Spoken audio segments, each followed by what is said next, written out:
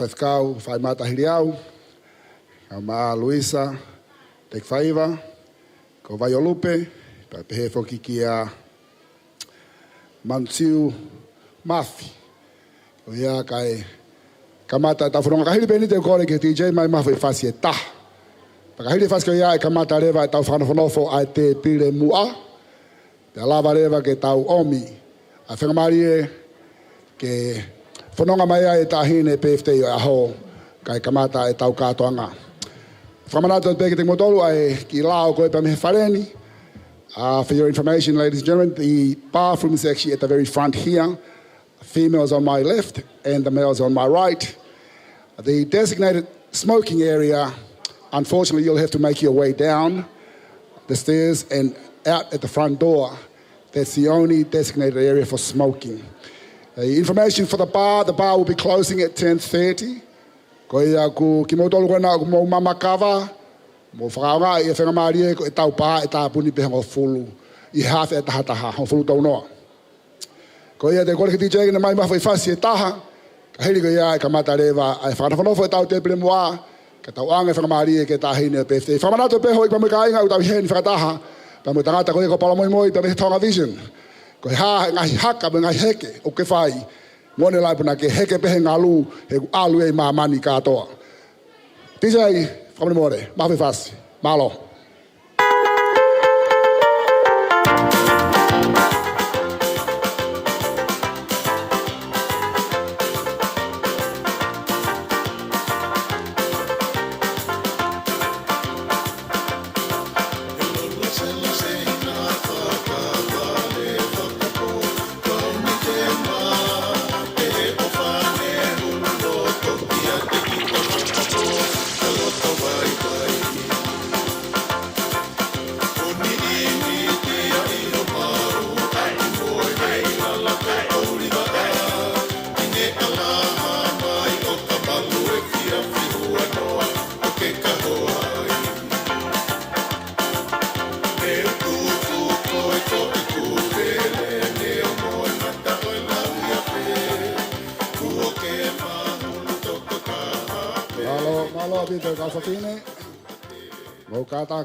Aki lalo, kai kamata mua e tau whakanofo. Ko lawe i wape api pe e tau taimi, e tau whenga pe ke tau turi ke tau taimi, ko hea ko mai tūtoni pa mehe whare ko entree e sevia i he fitu maasila. Holo pe mātanga ka tukumua ke kamata tu e tau whakanofo ko ia e tau te pile mua. koe tumuaki, pe koe muaki koe tau katoa ngai ahoni, aia koe tangata whahu. Toke tā mo are o tunuku o ku ikai ke ni heni, ka o ku heni ahono o whiwhine, ke ne whakakato ai whatongia koia. Koia o kore atu heni kia vai o lupe o tunuku, ke kātaki mai ki moani TJ tai mua whiwhasi, whanonga mai e whafofonga koia e whahu ke tau katoa malari ahoni malo.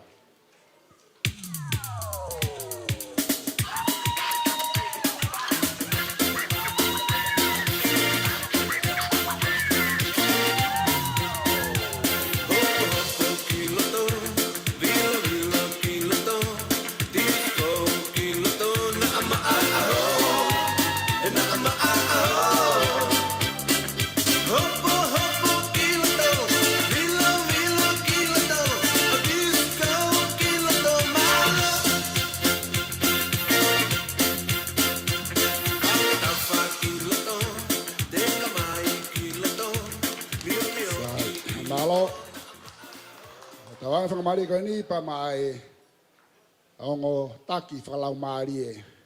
Ai tahine birthday ai ako Reverend Whai Matahiri au from the Uniting Church of Australia, along with Simeone Moana, mo kātaki mai ki Moana. Tāme mo whewhasti J. Kona te mātanga mo mapaspasi, whamane more.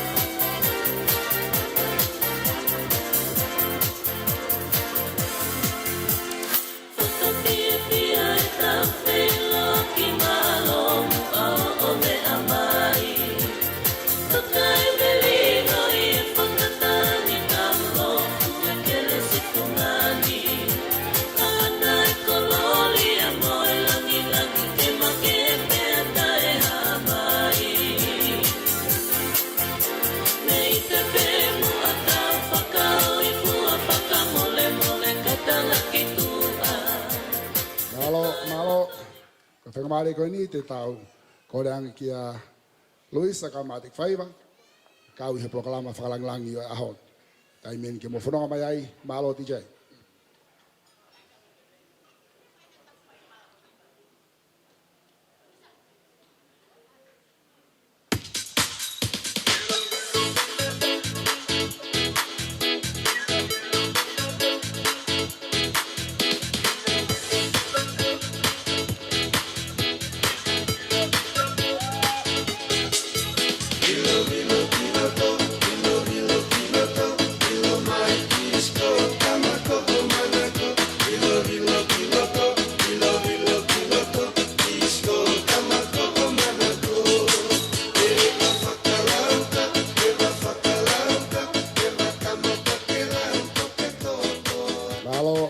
Whakamari koe ni te tau ange ia pa mai whawhunga i koe ia au e whangakui koe ia tahine birthday. Te hoko mea pa mo e whangawhae. Ana atu pe ka inga, ka ne ikai a whae, he kai te hao peheni. Koe tāla i ho tau whanua, koe tama au kutu he whae, pa koe aho ni o e vare ia tama. Whakamari koe ni TJ tai mua whasi ki o mai whawhunga whangakui, a lama whae.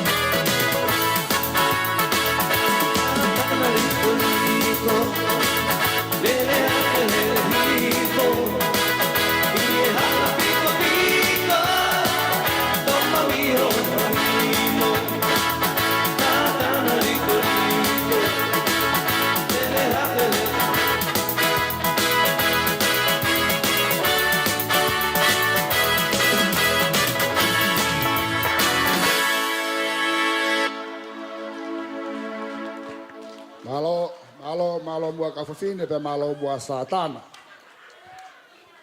O tawa ko fo ke me fo ma pe o e ko me kai ngai ka tonga pe ngai afanga ko pe tau o kiai. Ne ngo kai ke halao I ho tau nga fa fonua. Ka ko fa foto ake me ko fa papa. Pe fie lau. E ko foi tolu I hai. A vai ni pe molongo te me mo folaha. Ko ngai fonua pe ni tonga una uma lunganga fa ka hospitality. O lunganga fa ka kau me ha ko na tona si o mai taki mai fononga ka fa ka langlangi. Kai ke ang ha fa langlangi ha ta ka fononga to ta. Ko fa langlangi ha fononga ko ku ha no ka fononga ke ngari ku ha no ngai am ha no langlang. Ladies and gentlemen, without further ado, I kindly request that you please be upstanding as we welcome the birthday girl. Hau pe kai nga kwa te kore motor mo kataki. Kataki mo ki olunga. Kai fononga mai e tahine birthday yo aho. Aia o kune hanga whakatahata hai mo ui magtau tolu I haua whakaloa koe ni.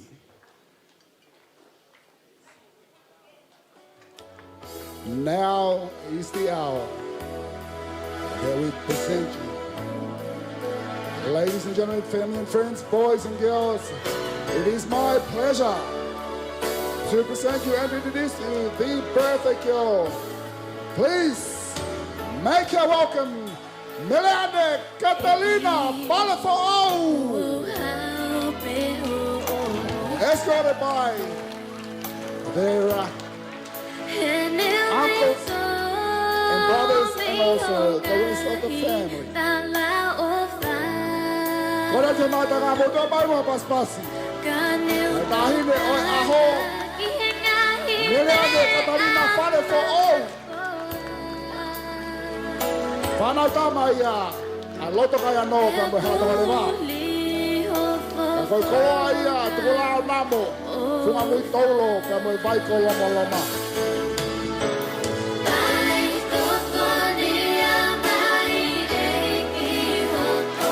E wana ma paswasi mai kau tangata whae huki. Tangata huki nau ka maa sefo, ka mo walu, kauwha.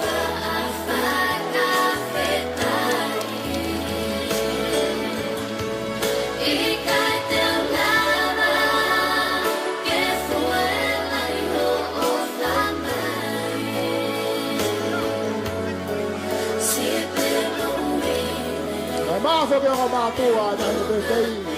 Dei ta tua fu Falefo'ou pa mo elisiva Falefo'ou. Vai va ta pa la taisi.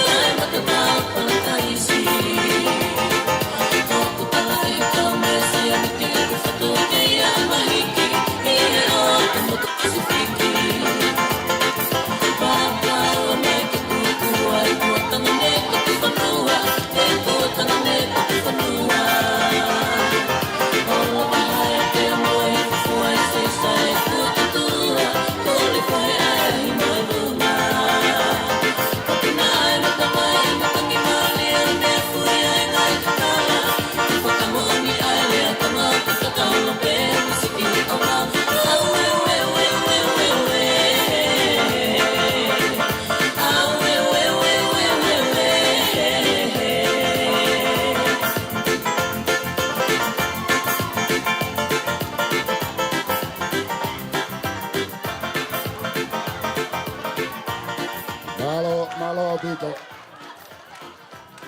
Koi ai kainga koe ni ko I whareni ai tau tahine birthday aho. Tupe mua ke tau turi ke tau tauhi ke taimi e tau polokalama. Ke ko lawe I api api pea e tau taimi.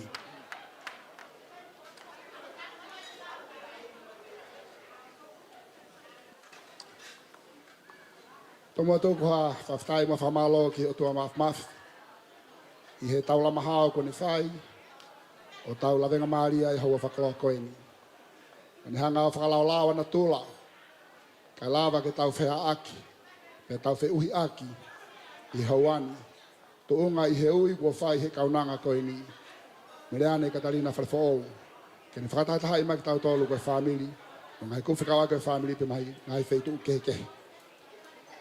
Tapu pea mo ulak po tale fusi. Ama wo tukulai nā mo ka pehe kia sila pelua. Kau kafa o e whonua. Tapu atu ki he whanawa hau eiki. Ka pehe whoki ki he whaiwhikau. Reverend Whai Mata Hiriau. Ma Simeoni. Tauhi pa moe whataki. Moi whalau maari e ai kaunangan. Whatapu atu ki he whahu. O kunei heni. O te whatapu make ki he kaunanga. O ku ona ai aho koini. Ka Meleane Katalina Falefo'ou. Ta tupe mua ke whatapu atu ki ngai haa ko toa pe o totonu ke whatapu ai whahoani. Ka e tāmu ai pangaini ke kamata e tau pulokalama maalari. O tau heni ai i hauani. Ka e ki whamanatu atu pe mua pe me whare. Ai ki I lao pe o whareni. Ka e tau pāfumeni ku mou nai me pe kainga. Ka e tohema ko hau ik whawhine ia. Ka te whaakuni to matau kai mea rea ko e hau tangata ia. Ki mo tolu ko mamatapaka ko ati whatohanga pe me whare. Ko e whetu uwhai e mamatapaka. Ke kātaki pe mua heste puki lalo. Ke matapā hu anga. Ko e whetu upe ia uwhai ai mamatapaka. Ko e tau pā e tāpuni ai hango fulu tolu noa. Ko e mo whaonga e tau pā. Whiama upe ke tau ai whalerei pe kainga. Mana tui pe ko tau kātoanga o e ahoni. Longo mapu pe mo longo teme. Ko e taimu whepakia longo mapu mo longo teme. Pe a te tau ki fuoloa re vai.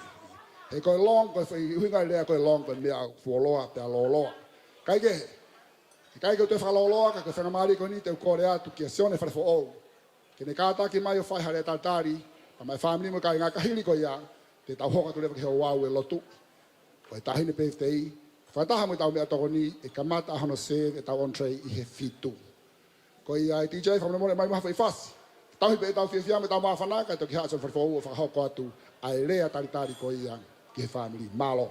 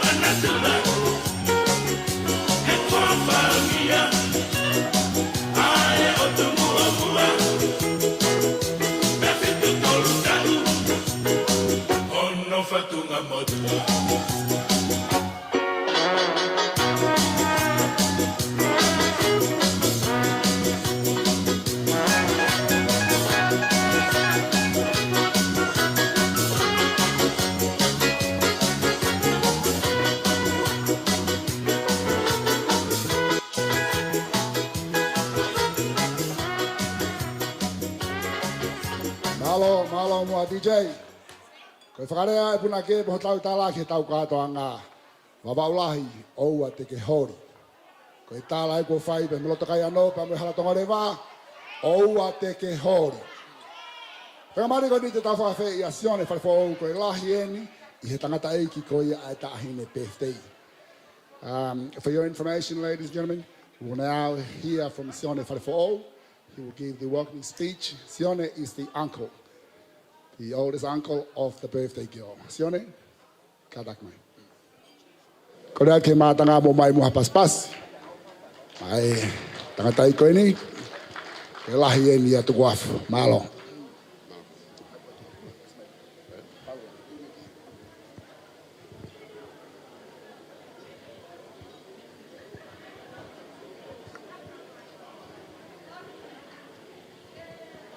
Roa.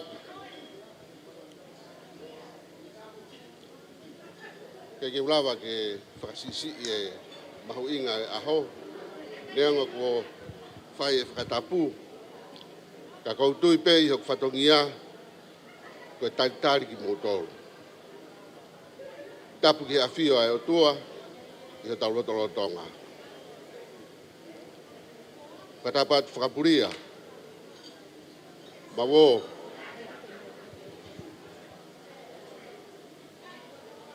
Wakua tare fus.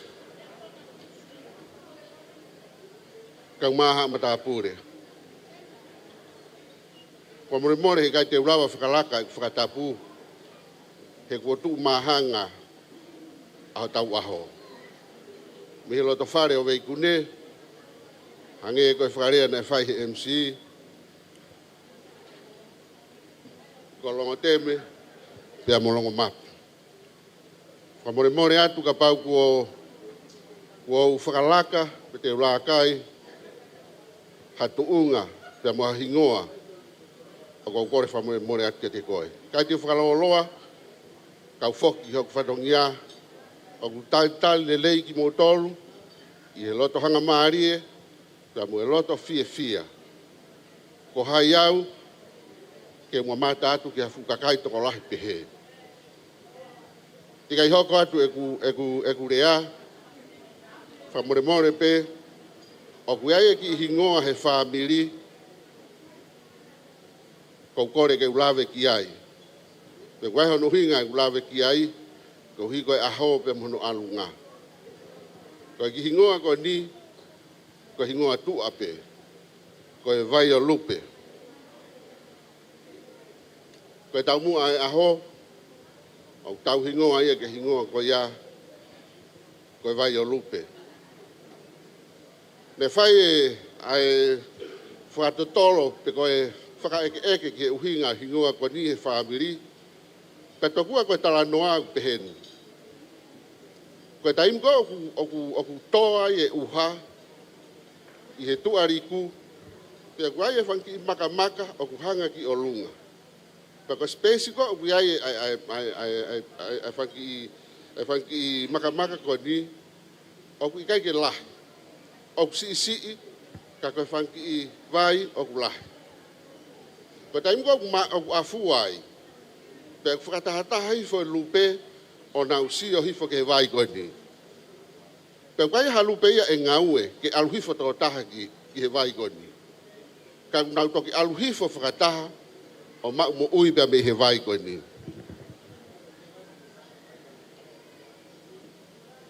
O kai ko mea whai ngofua e taritari hakakai mahu inga hange ko ki motolu. Honga au pito ke motu a ko ni. Ai tuku ho mo taimi.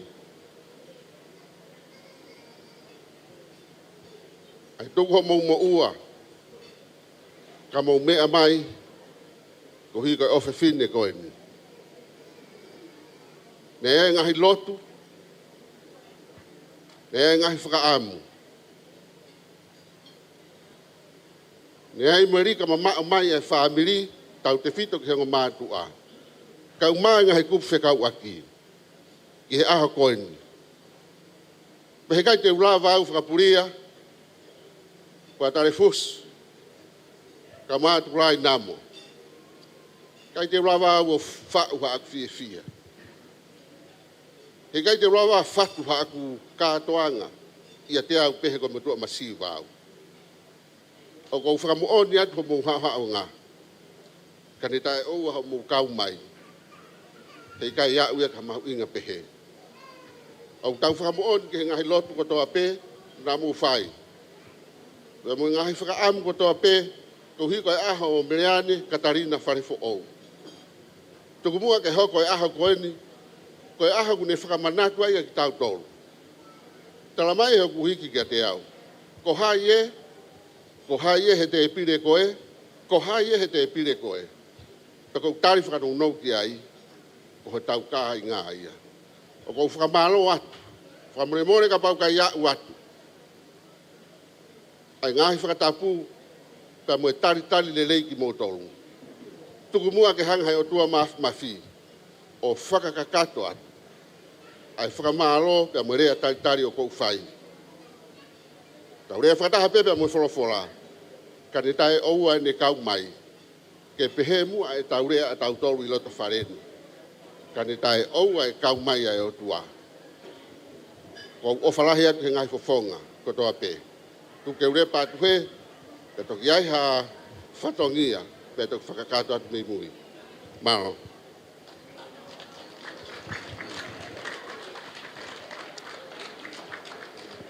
Malo bito sione. Sai, koe whakamari koe ni, te ukore ke TJ. Ki whai whase taha pato kamata e tau au lotu, ke tau ki maa whana. Ngahi vai koe na lau ki asi o ne guai ki vai ko whaamu ke urea ki ai. Ko tuku afu, koe whanau tamai ai vai ko loma loma. Ta moe whonu moe mua. Pa koe vai ko loma loma, koe vai mo mona taha he o tutonga. TJ mai mai tuku maha whai whasi, ma si kāinga me vai ko loma loma. Mo mona tau kātoa ngā koe kamari kātoa ngā whiawhia. Malo.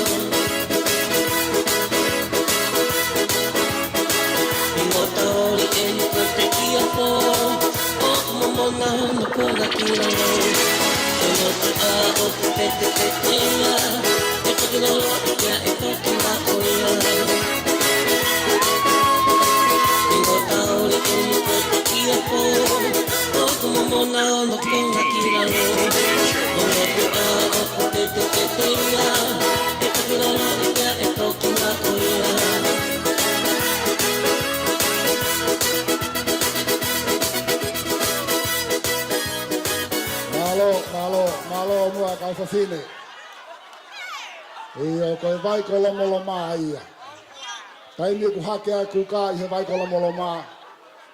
Moni pene tala koe momona e momona. Nai hana uhinga na e tātua e whai whasika to kamata e tau lotu. He ko mea au tau kei tau pi ko ia ngai ahoni ke tau nofo holo he momona mamani. Ko ia whai whikao vini lafo e. Mou kata ket mua ki lalo. Kai whakawhe ia e whai whikao. Ni kātaki mai o whataki tau tolu i he o wau pia moe ngā wha o e lotu. Ai toki hoko atu. E sai pēku mai heni pa me tangata DJ ke tukutuku atu pēha ngai whasi ke tauhi tau māwhana. He koe kātoa ngai ke tau fia pēha tau māwhana. Whakamari ko ni teo āwei ke whai whekau. Mai ukare ke mātanga amu mai mo paspas. Reverend Fight Mata Hiliau. Malo.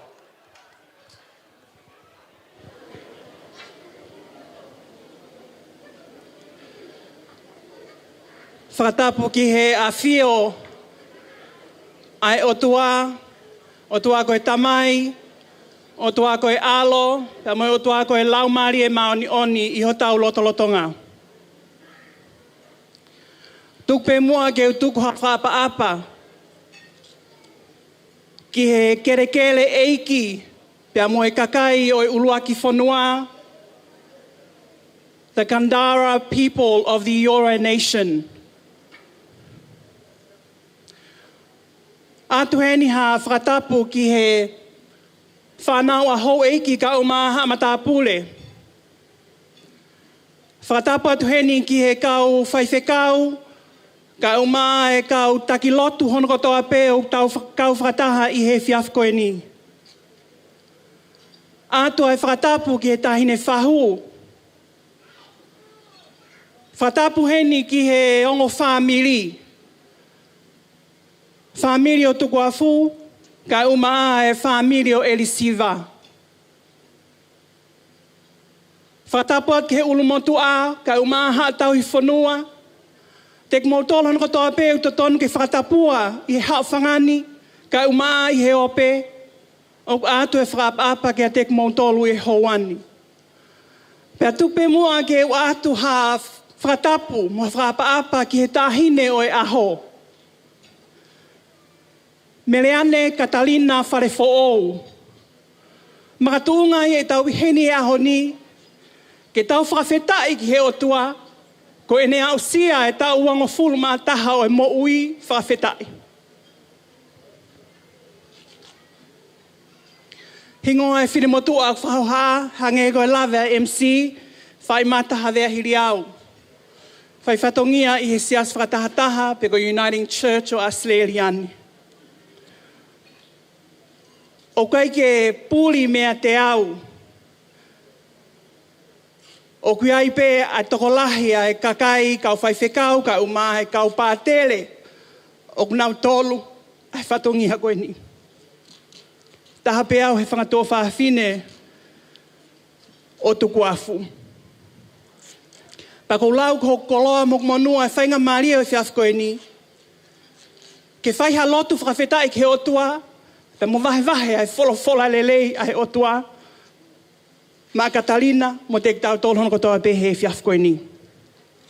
Friends and family, I greet you in the name of God, who is Father, Son, and Holy Spirit. I'm greatly privileged for the opportunity that Catalina's parents have asked me to offer a word of blessing. This evening, I might do a little bit of Tongan and a little bit of English, all because I feel o ku mahuinga o pito for Catalina and all of our young people that's here tonight to really hear the blessing that God has in store for today. Meleane, Catalina Falefo'ou. Ko e whiawhini o whakatahataha mai ai whamiri, ka inga ofa, ka inga lotu, ngā himaheni, ka ngā mea, ka ngā ue, o nau hau kotoa pē ko uhia ko koe i he whiaf koe ni. Koe whakawheta ia e ofa e o tua, o whai maa koe o au sia ai aho mahu inga koe ni. Pea koe ahoni o kou ilo, o ku lahi a ngahi mea ofa ofa maa koe. Tau whakatahataha mai ke he wheitu ofa koe ni. Lahi e ngahi koloa, lahi e ngahi mea ofa lelei maa koe ho whamiri ka umae ngahi maheni. Ko e whiawhini, I have brought you a small gift. And this little gift has your name on it.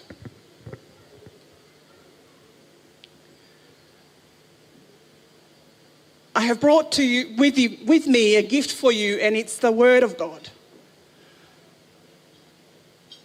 And I've brought it because I want to remind you this evening that even though you're 21, that you should continue to let the Word of God be the lamp to your feet and a light to your path.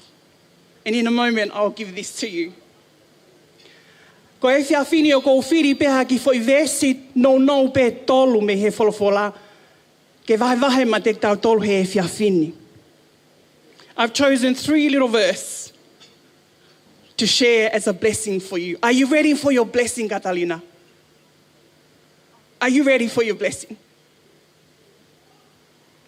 Ko ulaki ngahi wholofola o kuha ia sere mai a vahe uluaki vesi hono nima o pehe mai. The word of the Lord came to me saying, before I formed you in the womb, I knew you. Before you were born, I set you apart. I appointed you as a prophet to the nation. Pēnei hoko ai wholofola a Sihova ki a te au o pehe. Te eki ke whatu koe I he manawa ho o whae, na aku I loi koe. Pea te eki ke alu me he manawa, ko whakatāpui koe. Ne ui koe ke palofita I he ngahi pureanga. The second word that I have for you is from Psalm 139. I praise you, O God, for I am fearfully and wonderfully made. Wonderful are your works that I know very well. Te whakawhetai ki a Sihova, hono kua whakangenge mo whakaofo hoku ngāo hi e. Ko ho ngahi ngā we, ko e koto whakaofo pe.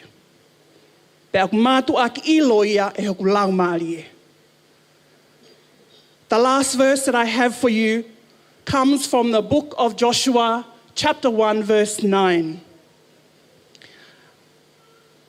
Have I not commanded you? Be strong and courageous.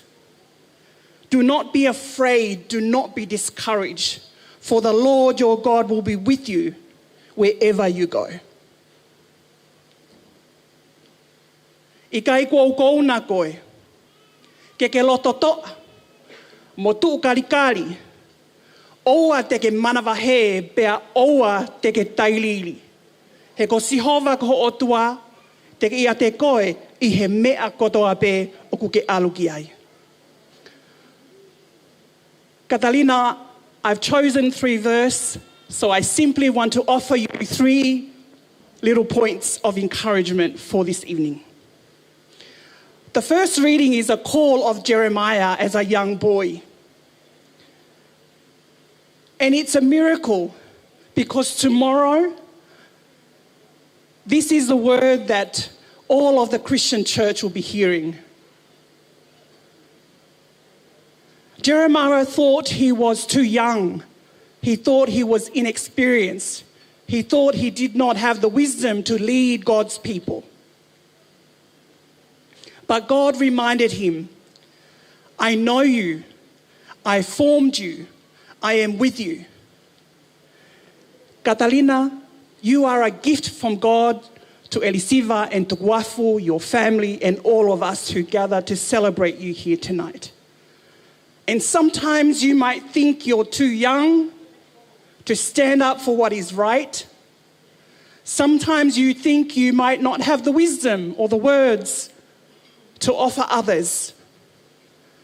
But tonight I want to remind you that like Jeremiah, you are called to grow the kingdom of God in your actions and through your words.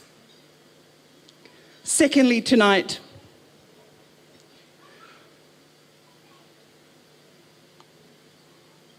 I was koe taimina e whetutaki mai aia e risiva bea motu guafu ke whaia e lotu tā puaki o e whiafkoe ni nā oho vare. Nā oho vare au pito he kou ilo o kulahi a e kau whaiwhekau. Pea lahi ai kau pātele o kunau ilo iange koe ia te au. I was humbled to be asked to offer a blessing because I know there are priests and ministers who know you better than I do.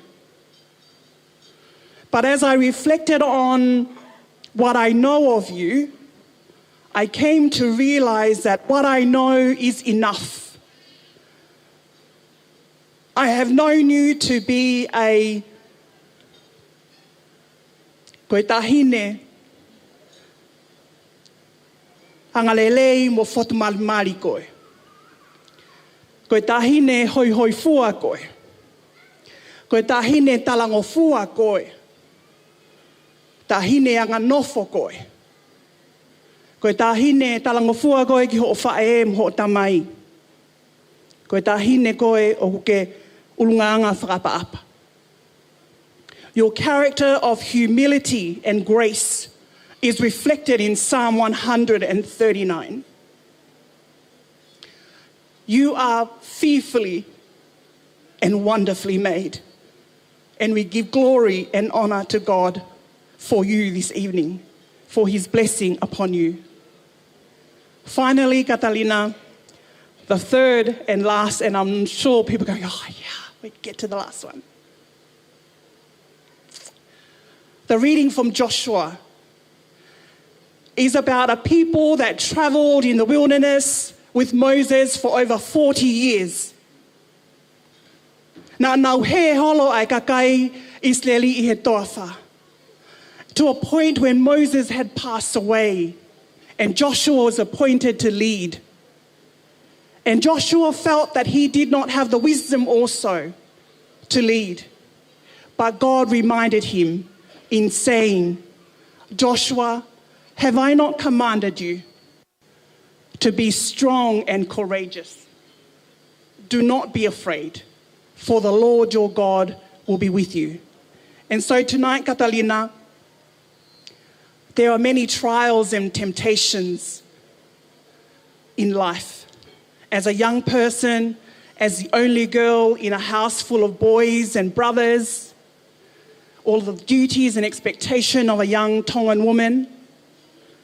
But tonight, may you be reminded as you go forth in future relationships and careers to be strong and courageous, for the Lord your God is with you.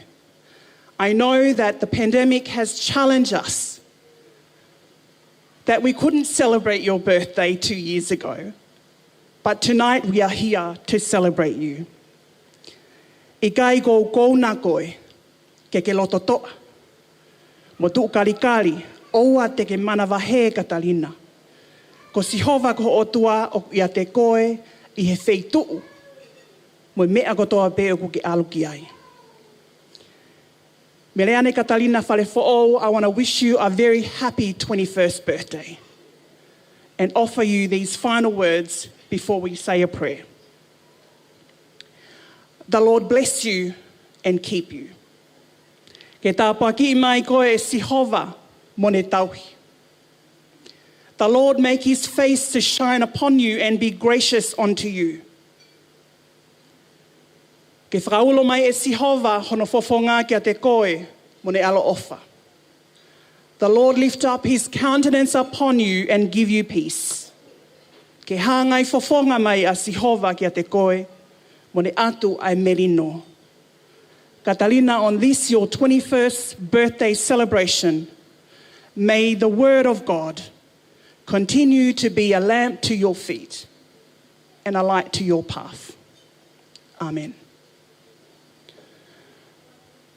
Ki moa pea whaihalotu ke tāpuaki ai tahine birthday he whiafkoeni o ko kore peheni ki he tauhi whalaumarie me he siasi katolika. Kai umaa ai kau taula eki ko tau pe o tau he loto whareni, he whiawhini. E risiva, kai pehea tukuafu ke mokata ke o mea mai peki o lunga ki heni. He koe aha koe ni o koe ke ngata pe I he tau whawhetai ki he o tua I he tau wangofulu mātaha o Catalina. Kau tau whawhetai ki he o tua I he tauhi o mo whakahoko ai tamai kai uma ai whae pēr mo e siasi. Ko kore atu ke puna ke mo ka taki o hiva mai pē i he himi koe ni, ka ko kore ke hua tu oua mai ai himi koe ni ka taki. Whange au ono fulo himi. Tau kau ke whakamalo ia ai tamai alo laumarie. Kau ai kakai o loto langina, kau mo mamani Filipe.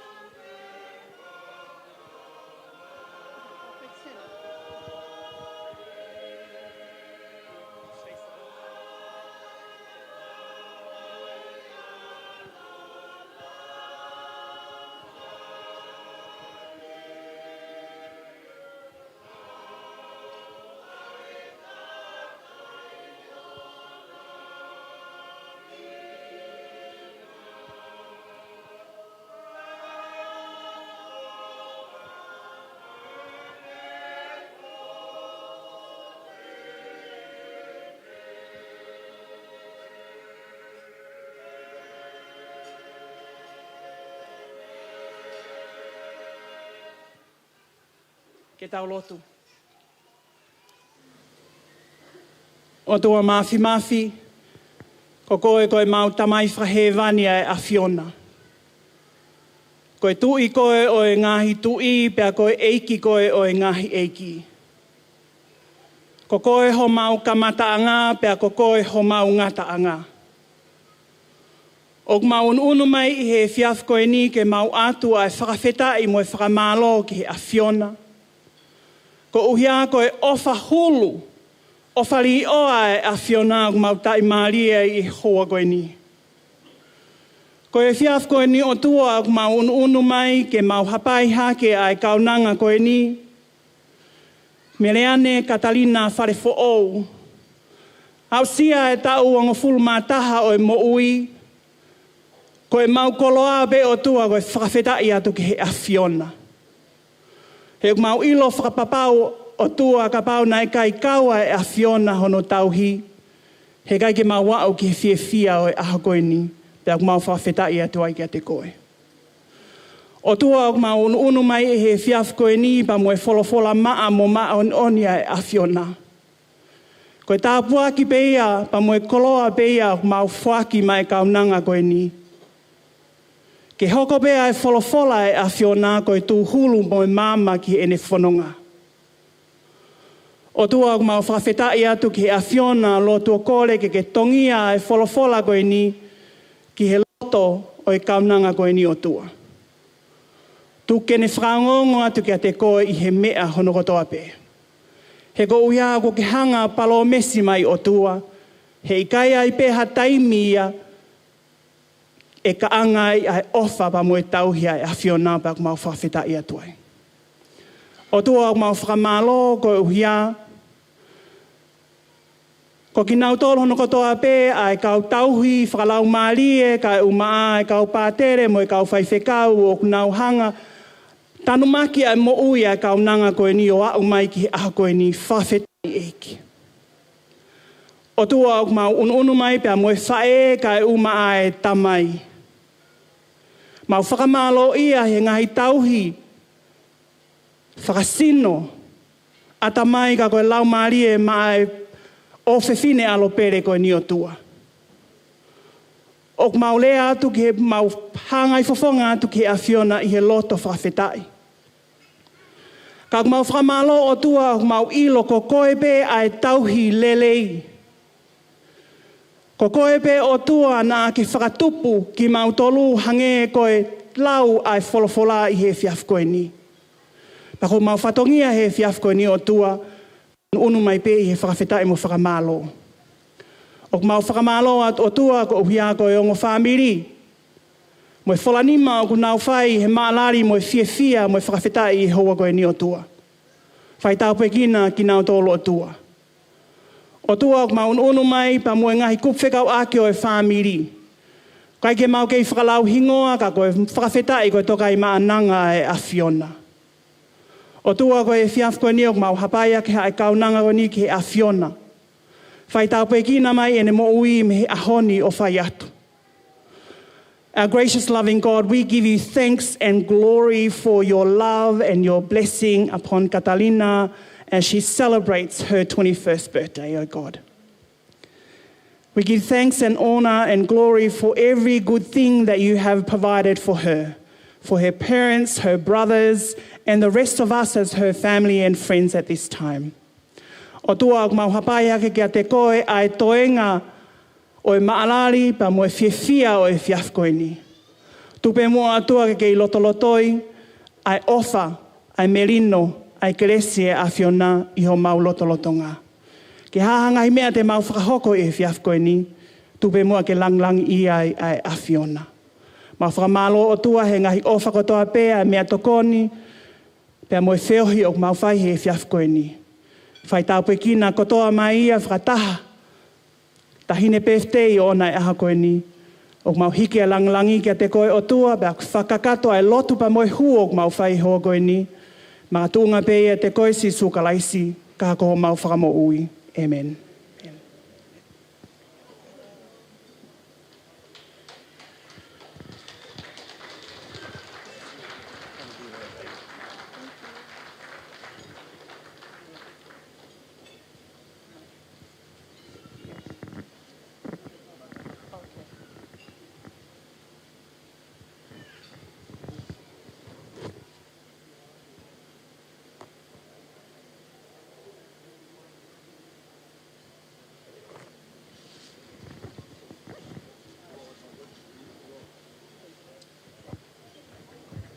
Korea ke matanga mo te mai paspas.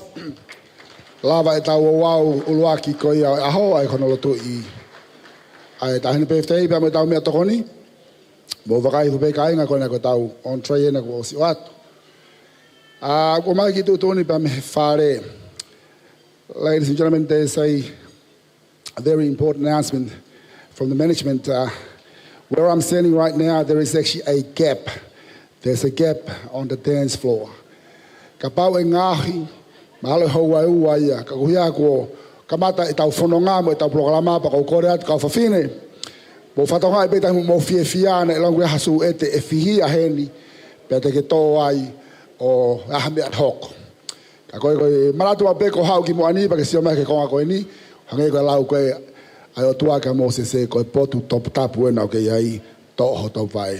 Kai kehe, te ukore ke DJ mai mawhai whasi, koe ngai tau mahi kātoa mga hiawhanga, ko tā pē kai ngau wha mbau ngaloa te ki tau tolu. Koe langi o tāhine PFTI, o ku mātu unga ia pēr mihe. Whakawai, o I kau whae huki. Mo mai mwa paspasi mai kau whae huki ahon. Koe te tōko ke whatongia whae huki, pēr mo one lau koe ni a mānoa hawea. O ka I kuna pe te ulawai a whenga tau. Ko mōrea ko mōngai mari, ko tupai mai tia hei kai te utoi whoki atu. DJ mai mawhai whasi mai kau whae huki ahoni, mālo.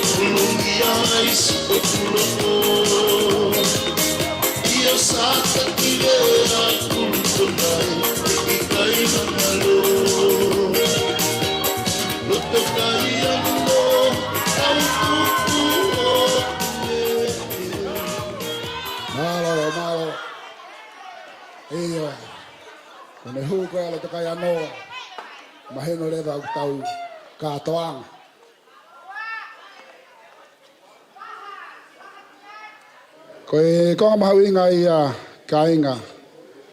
Ai tau ngahi au whanga mea whakatonga he koe mea anu tālai ho tau tonga. Ko ki tau tolu hanga lau koe kau papalangi. The Tongans are very peculiar people. O tau make he tau tolu hatoi kakai he mamani. He koe tonga koe whanau iwhapeo tonga o si ilo he tonga i hano tuunga. Taimi o kuha uai ki haka toanga. Luanga i au whai eiki pa whakaotua. DJ ka taki mo te hawhi whasitaha. Mahawinga pe kainga ke puke pe tau fia. He koe rea e kau papalangi. Red wine, stay close to me. Koe waine, ke ngahi pe, koe ifo au e waine ke ofi, taka ofi pe ho te tawhaaki. Pe koe e whakanga e tau pā, koe honga whuluto noa pe koe tāpune tau pā. DJ, mahawhi whasitaha kore ati ke tawhaaki koe ni ai tangata eiki tu wafu, teu mai rea koe tu wafu. Kahiria te ate te jafi whasitaha pa teu mai lewa ai rea pa me tawhaaki koe a risiva. Pa koe ai holo mamari e pe ilo haweiki, me toi ngai mātanga, kai whanofono what pe he DJ tau ngai whaske puke tau fia. Kahiri pe whaske oni tau kore atu, ki he rea koe tawhaaki e tamai e tahine pe FTI, ke whakakate whatongia koe ia malo.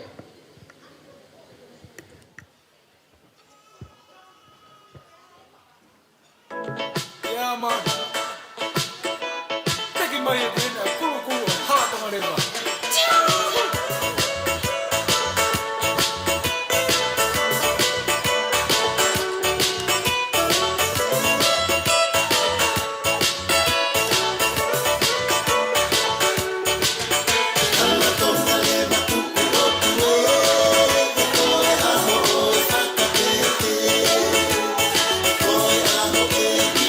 Manu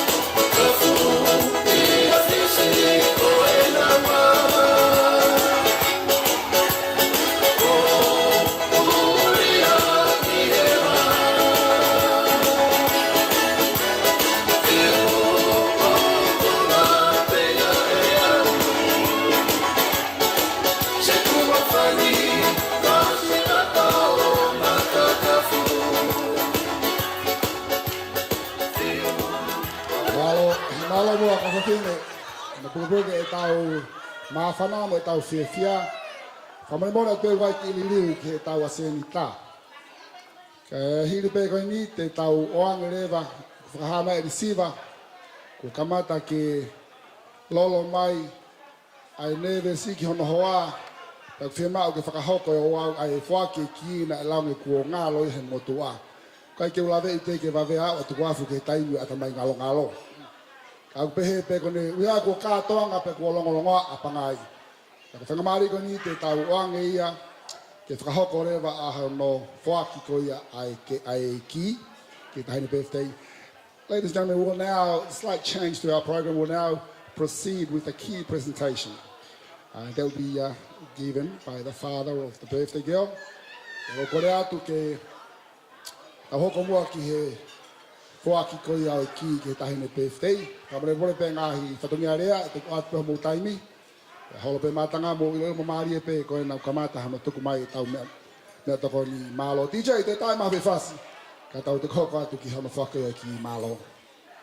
Of course, we are well entertained today by DJ Kina, one of the leading in the entertainment world.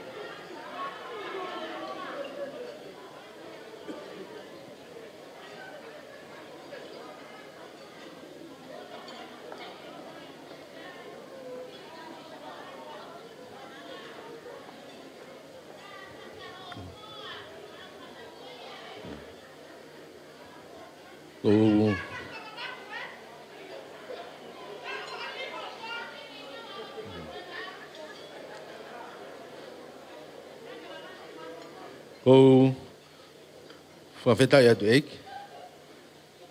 Kalpa me Ahona e whanau ia e o whiwhini koini. Ia more ke mamao. O pore haku iwi. Wilo whapupau. Ane tai aua hau kau mai. Ukai a mautolo ai aho whakolo koini. Meleane, Katalina, Falefo'ou. Koe aho ni nau nofo. O lotu mo tariki. I o talango fua, i mea kotoa pe. Ka inga utau whamanat, i ngai whanua keke. Koe tau a taha. Koe tau kua whapapau, e tamaipa mo i whae. Kua totonu, ke ne lava o whiwhine, me ko ha whoa o tauhi. Koe o whiwhine ko eni. Ko talangi ai. Mahana e totonu ke toki whai ho, pefte iho tau ni manoa. E koe ke utui au te ke lava tauhi koe. Kai ke? O whakamaro lahi, au pitu, ke te koe. O ilo whapau, koe kau e iki, he mea kotoa pe, tau hoko sia e whakoloe aho koe. Koe, tohi ko u whakia te koe he hahoni, te ke tau ataina ki he whiri ki he mea kotoa pe. Ka koe whikau e tohi koe ni, i kai ke tau ataina. Ko pau ke Moimoi, ke whikau, a tohi ko whoketu ka kohe a hon. Ofu ke manu i hao hala, i o Moimoi ke ngai whikau, whola e iki.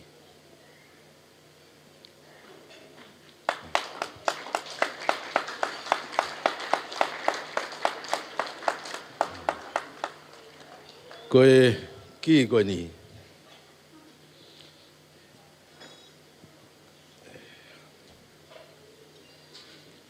Hange ko kulawe nei.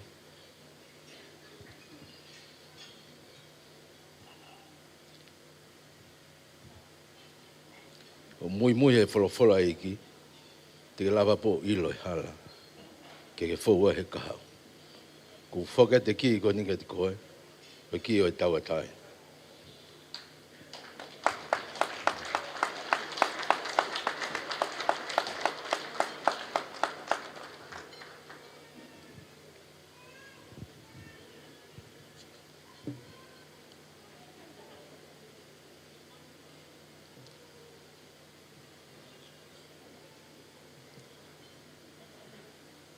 I want to start off by thanking God for bringing us all here today and for blessing me with 21 plus 2 years of life.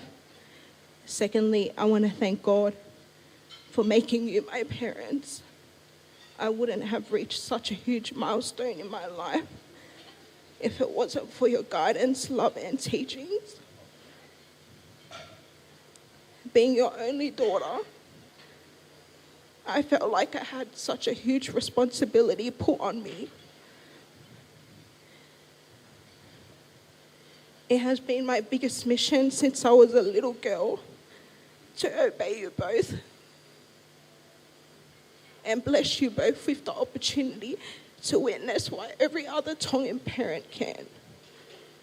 Anyone that knows me knows that I've always talked about making my parents proud and making them happy and being too scared to disobey them. I hope I made you proud today. And my only wish to get out of today is to see you both smile, from teaching me right from wrong and teaching me that God is the sense of everything that happens in my life. I owe my whole life to you both and for everything you've done for me. I know I may not be the easiest child to deal with, but you have never failed me as a parent, and you always went above and beyond, not only for me, but for my brothers too. And with saying that, I cannot accept this key. Please take this key back, for I am still lost, and I still need you both in my life to guide and protect me for as long as I shall live. But I will keep the Bible and the rosary, because this is the only thing that I really asked for, and the only thing I know will serve me purpose in life. Thank you.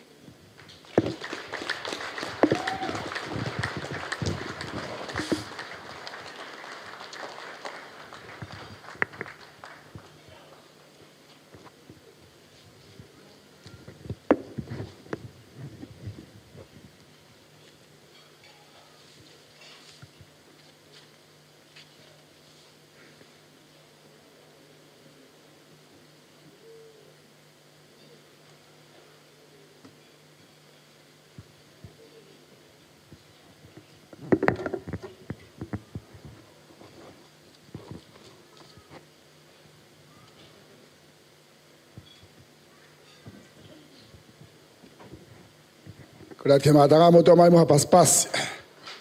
Tahine peftei ka ma a yongo matua. Moni piho tau tala o kai ke hai ka lerei e ma he mata o to uta. Pe kai ke ha fua lerei e ma me akau o kukovi. Kau fifia pa tau mata he ahoni. Ange ne fefine pe to to ta hape. Moni pe ali na ia. Ene pe he ko foi pele pe atu afu. Moni pe ali na. E a fia pa fa mafana. Whanau, o mo talango fua. Leo ngoi tau, ange koe rea nei whai koe son Falefo'ou tau mahanga he ahoni. Manatu mau pe kainga o kuia i ki lea e puna ke o pehe. Na ake tonu pe au tonu pe. Ka te uhala ia, koe ofa ia koe. Ko ofa kune hanga whahala ia e taha kotoa pe. Ko ia i TJ mai moha foi ofa ke whakatonu ki katoa ki tau tolu. I pangai koe ni ka tau tuko ko atu. Malo. Yeah.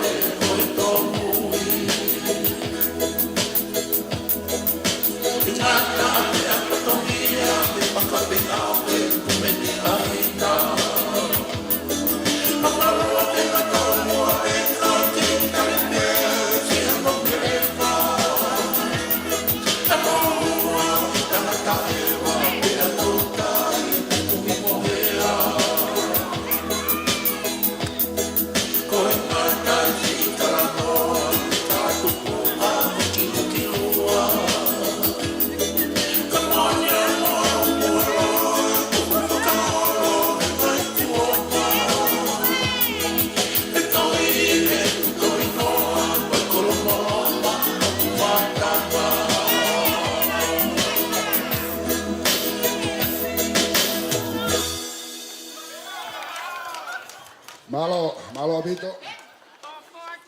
DJ. Kadaki pe. Kambi ke olabe ki me koni kainga. Neongo ko si Puria Pauline ka masirilo. Pe ke na siri. Ka kia ye kuya ka hine peftei. Oguni si ke ma wa mana va mo ui Tonga. Te ko ngahi. Me ko nung tau fa hoko. Oguni si vakai mai pe me Tonga. Mau inga pe. Neongo kai ke he ni hono sino ka kono lau mari e ko tau hen fata. Monasiri ka ma Pauline pa no sirilo. Ia sia ha mo puna ko ni afu maka mai le fononga anga. O fononga taimi. I chei from the more. Tu mai veda ngai fasi ke puke pe tau ma fana fa toka ngatu. O e ko me kai nga ko tau pa. O ko ke tu pa mo lau. Ko hanga fu to no afanga e tau pa. Ki mo tolu ko e mo mama kava. Fanga e ko hanga fu to no ko ta pu ne tau pa. Malo.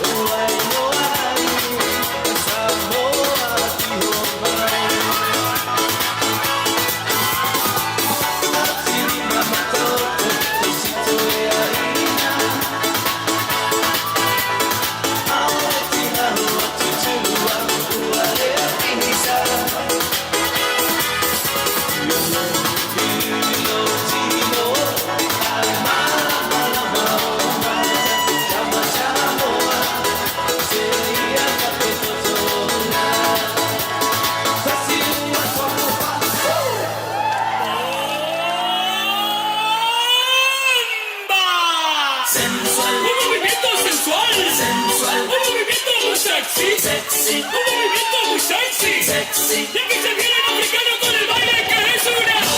Para bailar esto es una. Para gozar esto es una. Para bailar esto es una. Y las mujeres lo bailan así. Así. Todo el mundo una mano en la cabeza. Una mano en la cabeza. Un movimiento sexy. Un movimiento sexy. Una mano en la cintura. Una mano en la cintura. Un movimiento sexy. Un movimiento sexy. Y ahora empieza a menear.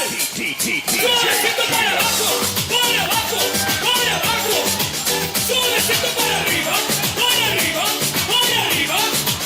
Suavecito para abajo. Para abajo. Para abajo. Suavecito para arriba. Para arriba. Para arriba. ¡Bomba! Sensual. Un movimiento sensual. Sensual. Un movimiento muy sexy. Un movimiento muy sexy. Y aquí se viene el africano con el baile que es una. Para bailar esto es una. Para gozar esto es una. Todas las mujeres lo bailan. Todos los hombres lo bailan. Todas las radios lo ponen.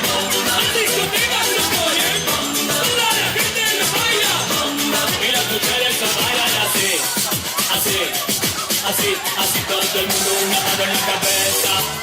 Una mano en la cabeza. Un movimiento sexy. Un movimiento sexy. Una mano en la cintura. Una mano en la cintura. Un movimiento sexy. Un movimiento sexy.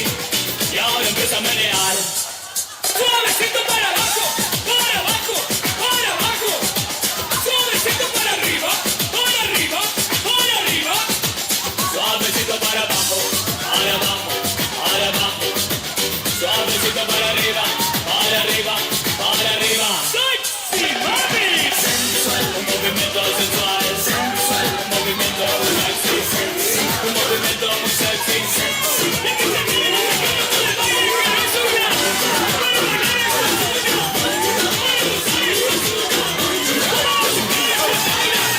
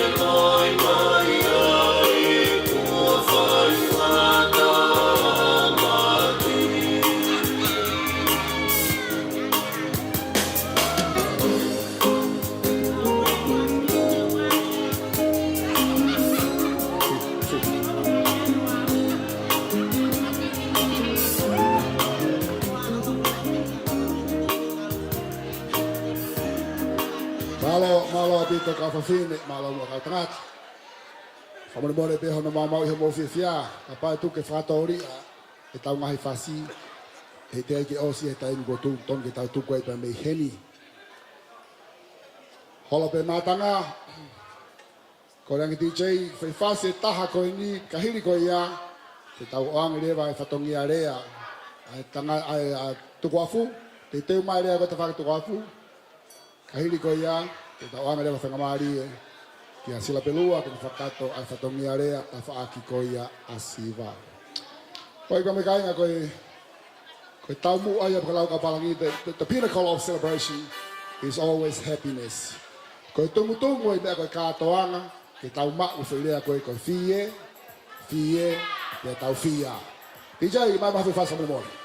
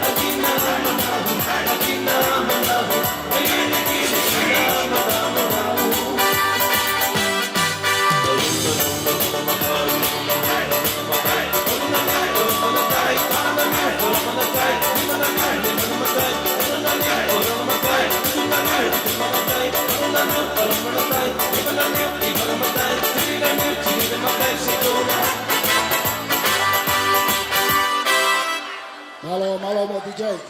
Malo ka whawhine hino puke e tau whiawhia. Hala pe mātanga, ka tau hokat mua ke whatongia rea. E whatongia rea e whawhine e uape taha pe me ta whaki ko ia e tangatai ke tahini peftei. A tuku afu pe taha pe me ta whaki ko ia a eri siwa. Ta wangare whangamari ko ni, ma e matapure ko ni. Ke me whakahoko atu ai whatongia rea ta whaki ai tamai. Pe me tangatai ki ko ia e tahini peftei. Malo.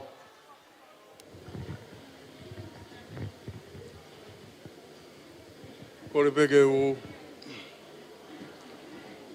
whangātu he tala malu e whanua. Kai whakahauko atu ai ki whatongia koe ni he whiawhini. Tau ta mua tōku pēr whawhetai ki o tua ai whakatalo amhao e whiawhi koe ni. Ka tau kau i he lau, tau lau i he kau i he whiawhi koe ni. Ega ke whai e whakahoha rea. E u hangapeo whakaha atu ai motua koe ni.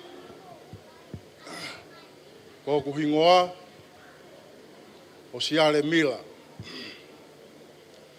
O kurere mai pia mei he ki motu, I wawau, o ki motu ko matamaka. Ko ku whelawe I pa mo e peftei o aho koeni. Ko e ngo mātua ko Meleane, pia mo rista tui wailala o matamaka. O iai o na foha ko sione Falefo'ou, pia mau hoa ia ka vai o lupe. Iai mo na ofefine ko Vasiti, mamao a Folau,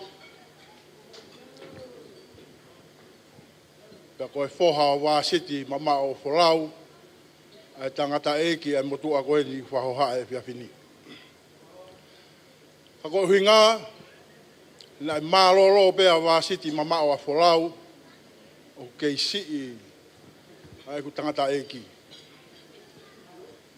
Pea awe I pe e sione, pea mo waiolupe e tangata eki o ohi, ke hoko koe toko ua o nā siri. Ako hinga ia e ku tuu atu he whiawhini. Koe mea taha ko whiawhia ai e hoko e whatongia e whiawhini. He kui kai whaha whelongo aki, pa mo e whamiri. Koe toki whelongo aki pe he whiawhini, te mosione Falefo'ou. Koe mea au whaawha taha. Koe ku hu atu he loki I mui, o eke atu ki he, o pe whine koe ni hana aho. Pe ku sio ia sione Falefo'ou. Pe au he whine koe li le tangata eki. La ko hao e tangata eki o eke mai. Ko haa mea ku whie mau. Pe au talangi. Whie mau ke usio ke sione Falefo'ou. Pe matala noa pa mosione I mui he. Pe au eke ange ki ai. Ko whia tuku afu. Pe mai sione. Ko si tuku afu na utu umahe matapa. Ta koe toko tahai a koe nau eke ki ai a sione Falefo'ou.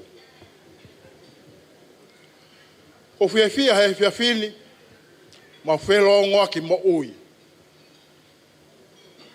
He kui kai ha taha ke. O ku mau, koe mau kui ua taha. Ka koe whia nofo, a whanau ana siri longo mapu, ka nau hiki mai ki Tonga eki. Ka mau nofo mau tolu he kolo hau ko wawau.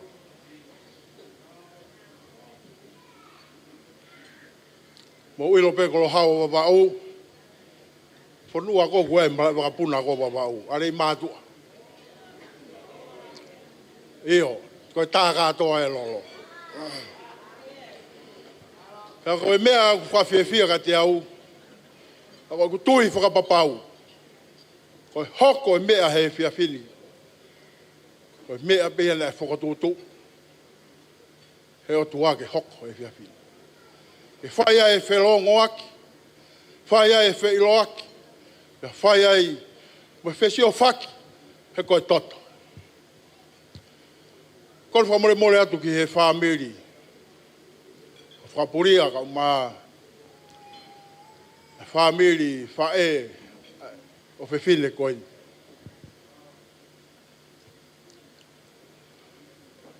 Whamiri a koe ni, whamiri a ku poto I lea. Familie ni o wale herea I kai ilo iha mala ai whakawheta ko lotu le rei nai hau pa mosi isu ko mea ia au puke ni mahai ki familie ko ni pa more atu familie whapuria pe kuanga fe ai tofo o e fiafi ko ni o manatu, o toe pe a whanau.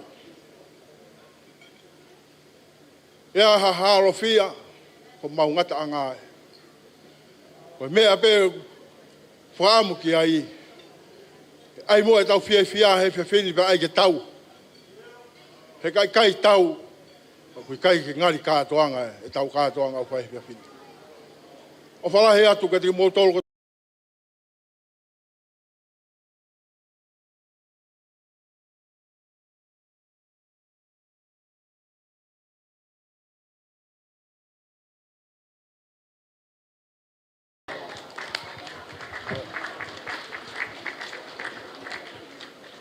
Malo mo tukulai namo. Ka fai tukulai whakauha. Kai ke tau ofo. Koe tau rea tonga koe nei lau e nau saimone. Koe manako tangata koe mea au kuongo. Ai manako tangata a siwa kakau e me tonga ki wawau. Toi kakau me nei afu ki matamaka. Pe au pehe lewa. Hango lau koe toke taso atame havea. Koe lahi angi ho ongosia. Koe lahi ho fiefia. Kai ke, DJ Moimoi foi fasi. Pakahili ko ia, te tau angelewa whatongi area hanoko, ta whaake ali siwa.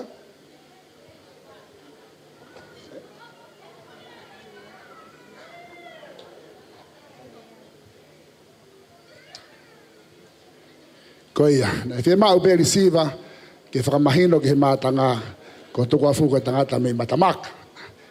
Tuku afu ko na tupapea tuku afi ho fua ko konga ia kolomutu.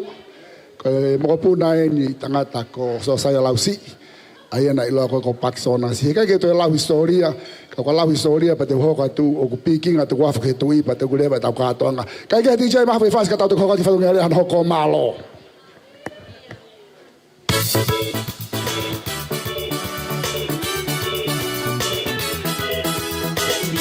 Salu le faina o caso soy taulanga tua telefuso capo capoela ila que quiero fumalelea vete a la palo palema tal que si huele esa foto tanaka lo que quiero tolería fupea que le vacíe tu manda tu y le faina fina la lea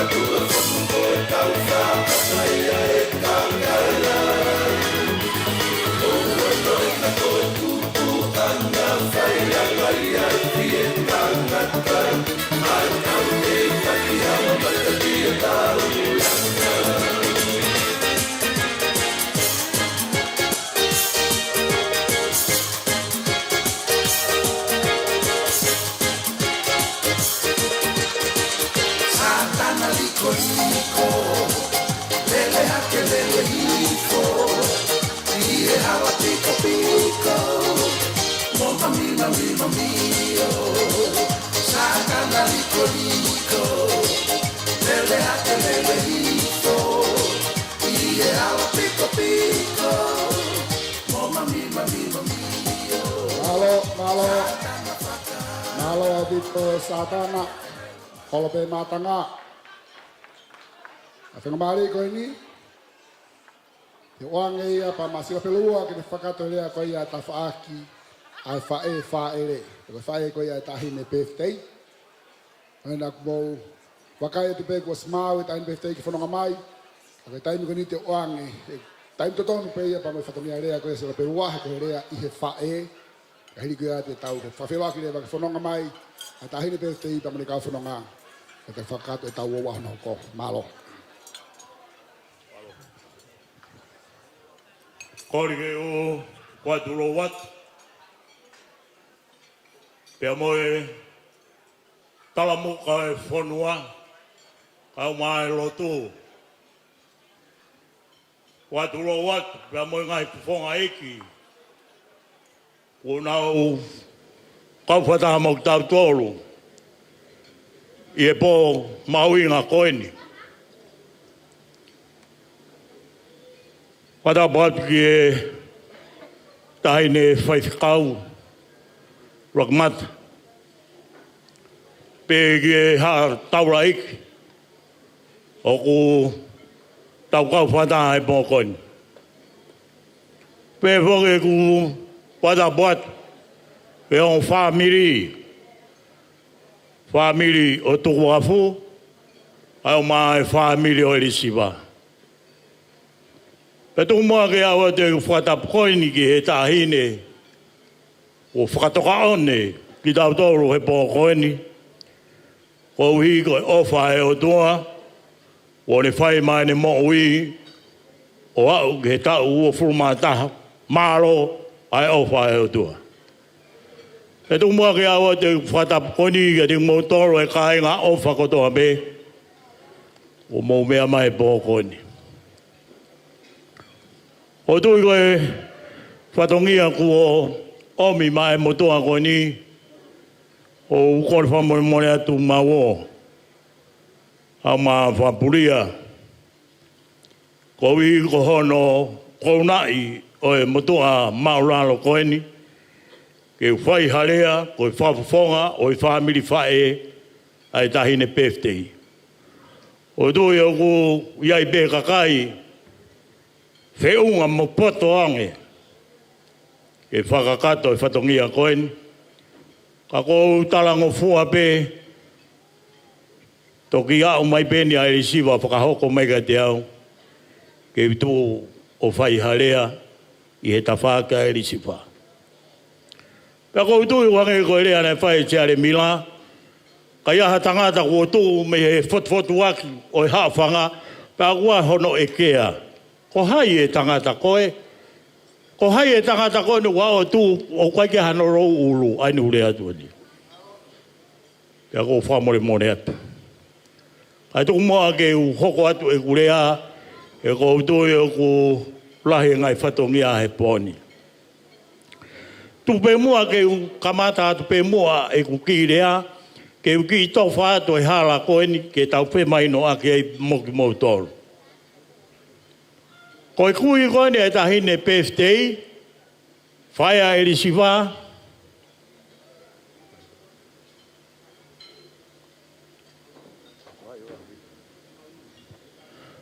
ko e whewhine ko Pauline.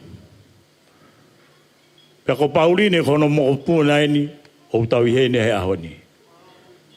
Nai ai hono toko ua, pe kono sista ko whewhine ko whangaewa. Ko ia ko hao me ai.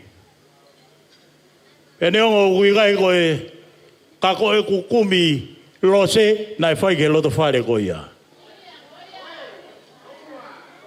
E ai mo whewhine taha, ko si lopa, ko e kautau te hina ena nau toko tolu. O kuhene whanau mo whakamopuna si lopa. Pea ere mai kau tangata toko tolu. Tangata uraki ko tangata ko siuranga po. O kuhene e ne whanau mo ne whakamopuna. Ko e ua, ko tangata ko kananga ta. Koe tā ne whanau kano kata e fwoi otu koni na nau I mua he. Pea ko hono hoko, koe tangata ko kiu tau. Koe whanau ia, koe whangaku ia e tahine birthday. Pea ko hinga e ku whakamatala, ko uilo le rei au pito, ai loto whare ko ia, o au pe hato e mea, wake ilo hata ko uilo e au. Pea, o whamore more atu. He kutu ke whafofonga ai whamiri whae koni. O wea mea mawinga mo I koloa na mahu e whamiri koni. Koe whamiri whe ofo o whani eni. Pea mo ngā ue whata, mo whe koe koe. Kana e mahino pe ia, I he taimi na nau I Tonga ai, na e fu mātu aki, fu ilonga a pito ai whakaapapa I he loto whare o I whangatunga ane ka mai whangatu whapine koe. Ka neonga pe na nau mau ha mea, pe I kai. Ka kohia koe nau mau ai ofa, pe moe ngā ue whakataha, na e lava pe ke talaki tua ho nau urunganga, pe moe whamili o kunau tauhi, o whamili le rei. Kohinga e na e whaia e toho mape e motua koe ni, o ne mape ia e whamili o ilo, koe whamili o ku ofa. E usa ia I au. Mo ne tanga na whai kunsalo te, ta koe ofa koe mea ku ranga. Koe mea ku uhu. Ai mea koe ofa. Pea koe ofa ia, na e whai e tuku afu. Pea mo e risiva, ki he tama koe ni. Koe koroa ia e pōni. Koe tāpuaki ia e pōni. O tau kauwhata hai fia o e pō koe ni. O hi koe maalari, o e tauhi ko whai, e he o tua, ma Catalina e pō koe ni. Whai whakau o ko whamalo atu. Whiunga pehia mo koe. Tautua haa ki tio sio. Whiunga pe mo koe mata. Ke whai a hono tunu ku lau tala, ai tala noa fungani mo mamaloa, ko whai he whorofora, ke tala humaki ki he kaunanga koe. Ko hi koe whanonga ku ne whai. Mo mea, whanuani mono ngai whaingata ai hala whanonga. Mālo pe ono kei mau. A whanau, nau kei mau ai tala ngofua. A koe pō koe ni o whakamoni atu. E ring mou tolu, ai tāpuak, pia mo inas, whamalo lahi kia tuku afu. Kau maha no whamiri. O iu e tauhi o whai. Mahino mai pēku whakahoko, ai mālari e pōkoni, pēa ko os ilo, lerei, koe toko lahi, ai kakai de mou mea mai e pōkoni. Ko ia ko whamalo an ke kāinga e puatoli no fō. Au mai kāinga e muito urua, kau mai futoa ko matafua. Tau kau whataha e pōkoni. Pē kua whatu, ke kāinga e halatonga le wāmolonga alu pē. Whangasiare o kei tuu, ono ngai whakamaunga. Ia koe hinga ia ko māwhana e motua koe. Ke tuu o puni e whatongia. O nā I te ngia o e hata, nā kau kōwia ka ta, a ne I tamai ka te au. Ka kōre atu ka te motoro. Tau fia he pōkoni. Tau Moimoi he whorofora, o whakamākona aki, I he tāhine whaiwhia kau. I he tāhine birthday e ahkoni. Kaito e hame e mau I ngange. Ka koe tau fia whakata, e whamalo e ofa e o tua. O iau pēa e kukirea, o whai arika te moto, whamalo lai ka whotu, o me whainga maari e, e ukau ai he malari, o e aho koe. Nā kurere mai au koe hau whakauri pē mata. Kai ke ulawe e au ia, e ai ha mea peheni. Ka pana kuilo au nau pēa I tua he pākingi o hiwe hiwa pēa I mō. A neongo ia, o tui o ku fia pē. Kai ke uroto ke whafonga warea e whaamiri ko ni a whainga mea. Ka neo ngoi motua masiwa au. Ka kapau koe mea ni o koulawa, whai e mea koe ia. Koe ia e whamone atu ka te mōtonu. Tu mua ke hoko ate tau whiwhia e pōkoni ko ano ngataanga. Ta wō mo e ofa e o tua o hange koe whorofora, o tō kaki he whaiwhekau. Ko ia mea ke tau kūmuni. Mō ne rea u whai e pseri, I longa mea kurerei, I longa mea whawhawha, I longa mea kumoni. Ko ngahi mea ia, ke mō tōkanga ki ai. Aua nā whaiwhai ange. Mō waiwai, ho mō tui hea taimi. O ia e rea u whai at ka ni mō tōna. Levere wakap tāwatu.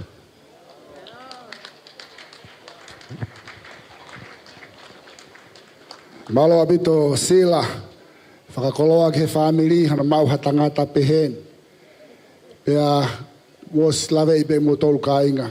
O kai ki toi whakahela pu ia, sila pe lua. Neonga koe ka whaia, tui hate iho. Ka kuaha mau tala, e whangamana mo ui. Hate iho, talanga fua ke mea ifi. Whea mariko ni te tau tāma moha whasi, ka whanonga mai tahine PFTI, pea mo ene whanga tamai, ka maa ene whanga whaehu ki. Pakokorea ke matanga mo anga paspasi. Whanonga mai tahine PFTI ke whakahoko, a ene o wau ko ene keke.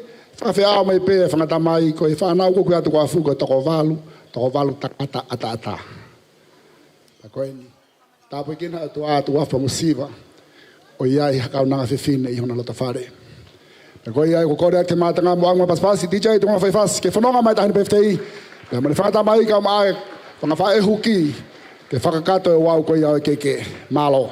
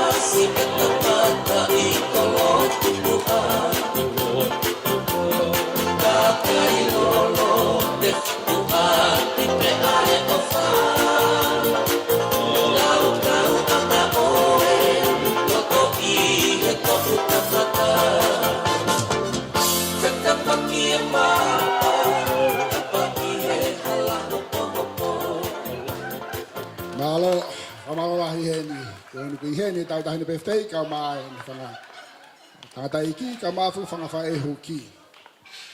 Koe whawhiwhia au pito kainga e tau kei tau tau ngā whatonga ko ia ke tau hifo ki lalo.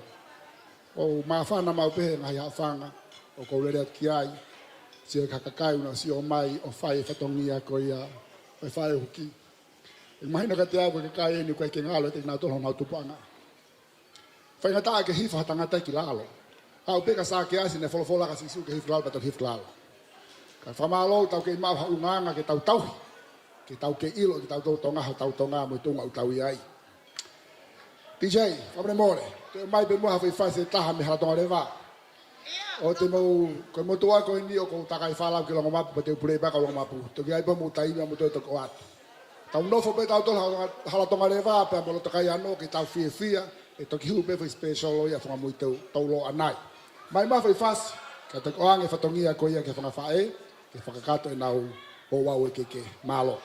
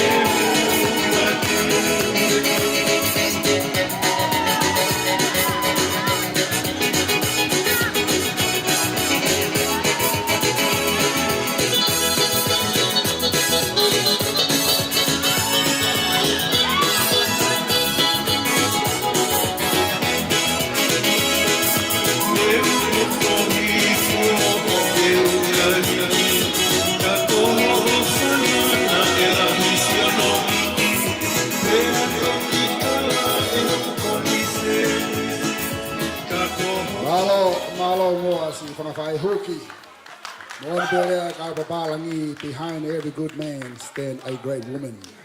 Kana ikai ke lota fi mari e whanga mari whawhai huki, ikai ke nasi whai whatongia pehe.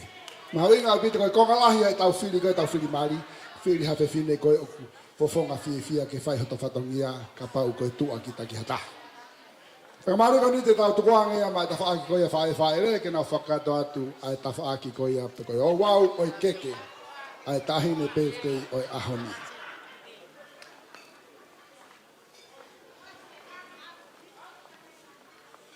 DJ family monitor mai maki fast ke puke peta ma fana kali ko mau ta fa ki ko ia ai fa ele malo.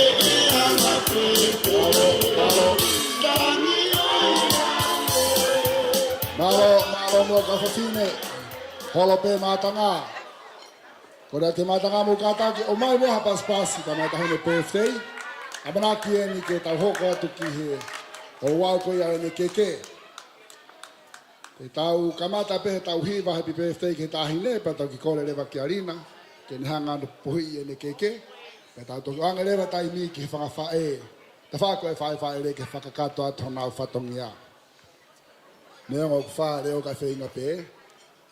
Happy birthday to you. Happy birthday to you. Happy birthday, dear Lina. Happy birthday to you. Happy long life. Happy long life to you. Happy long life to you. Happy long life, dear Lina. Happy long life to you. Hip hip! Hip hip! Hip hip! Lina, make a wish before you blow your candle.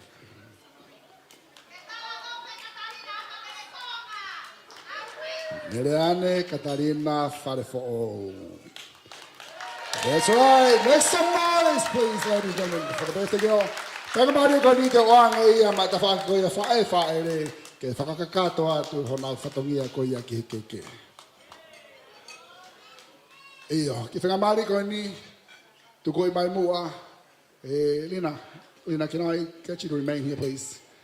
Ma pagkamari ke family ke ay ngaita. Begi ka fa huki. Ko la ke matanga mo mai wa pas mo to ko sefo tanga ta ko ni fa hu ko ta fa ko wa fo ke fa nga hak al tau nga u ta te ta le fa to nga si fie la ko ristu tu ko na a fe to lo ko atele pa fo ko ristu tu ko no mau tai ni kin ko lo si en tanga ta ko sefo ke tau hi tanga tanga ko ya ko fa mari ko ni ki mo to fa fa ya te fa hu ka ta ki mai ta me fa te kau ka ta ki mo ai hata mana tu pe I tōnga whakawhamari e koe te norsi ata mo i kuangani, ko hanga e Paula Moimoi mono hoa o koneki ki tau tolu ki māmani kātoa. Tako hanga he tawhihu o tau whai, o ku wakai mai pa mea hou eiki. Pe koe ia ai kainga, koe mea whawhiwhia maro mua Paula ka mai hoa, si ono whakawheko taki tau tolu, I he tawhaaki ke he kehe I māmani. Hau pe ki matamaka, nengo si au hila ki matamaka, unau ke I wakai mai pa meai, pe he ke kainga pe me funga mui taulo, si wakai mai ke tau katoa nga marari ko ni ahoni.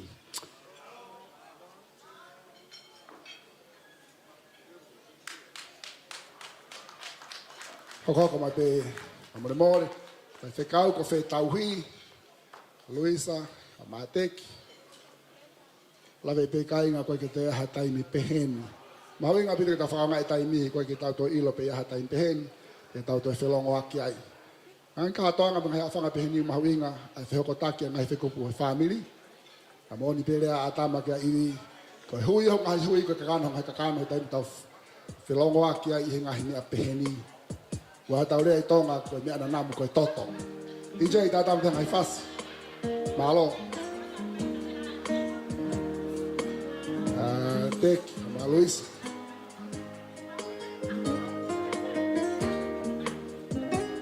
Fai whekau o Sailo, Alamona. Vea tukula. Mo takatu umahe koe tau tari po pao ke tau whanonga waka. Ke tau katoa ngai.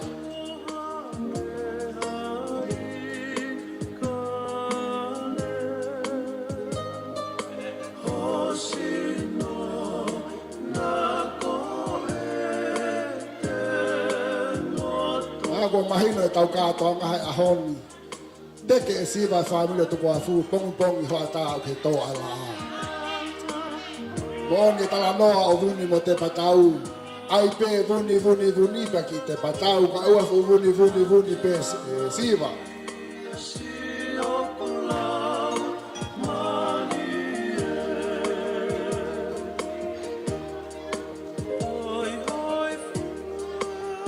Kofe, siwa kofe hongo whanau. Where's the birthday girls' brothers? We need you up here, please. This is a moment of a lifetime.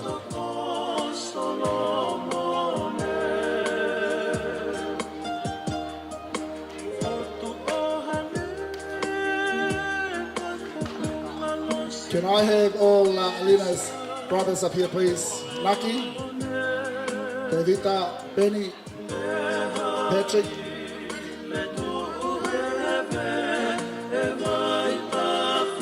Mayo de mohoko mo tamayo matahu.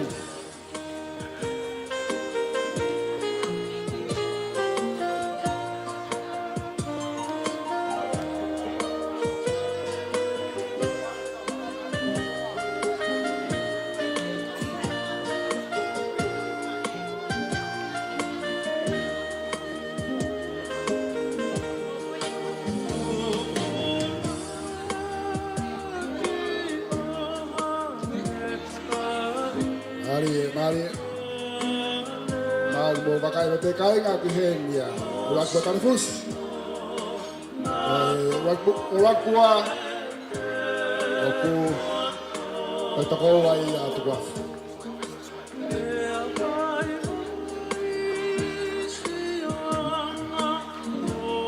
Kuah. Kau fia tangga tak mahino ko tokowa kuah. Itu bukan hal kalau ame ya ini kita kai.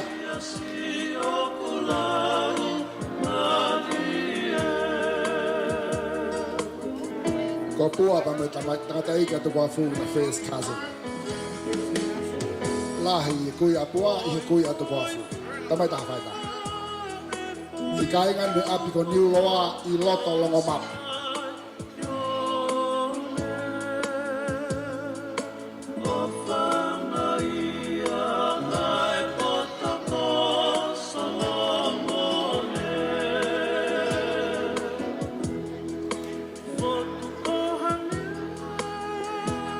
Ita, Naki.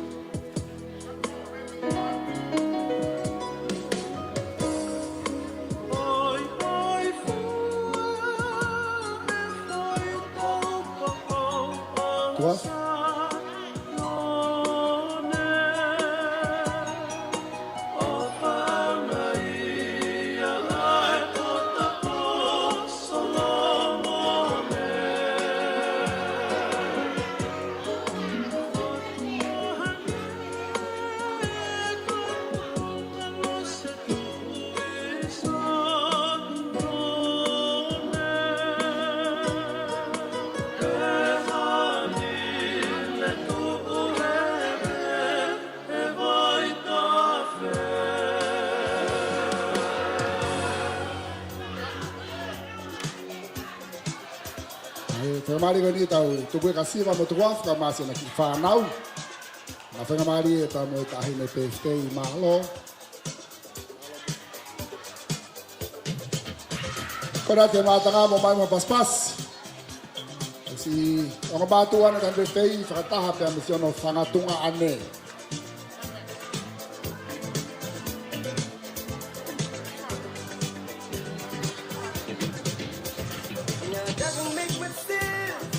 Tuka te whenga mari e kainga. Te tau whakamui mānoa a ki a whakawhae huki. Te nau toki kai tā whakaos ka me tahi me pefte i.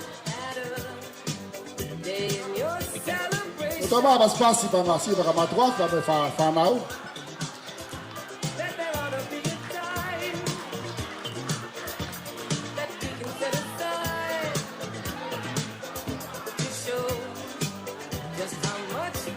Si kai ngā pia nei he vai kolomoloma mō kātaki mai.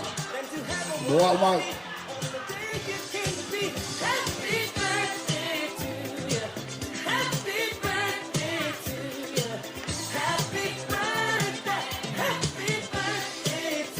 Kai ngā pa me vai kolomoloma. Mahala tonga le wā, molo toka iano. Mō kātaki mai ko tau whakakato ko tō te.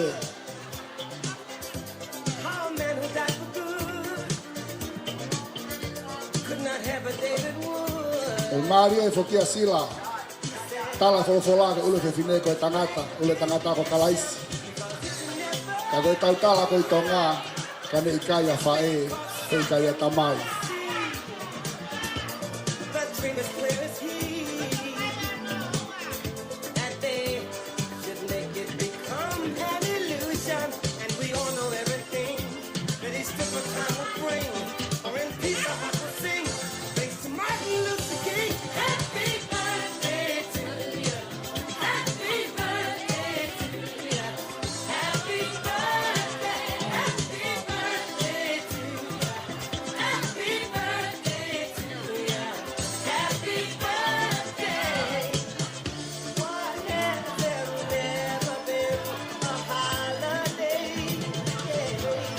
DJ, te tai pe mo ki fas na gitara na ia vai kolomoloma. Si ka fa fina en kon vai kolomoloma pa mo fonu vai moa.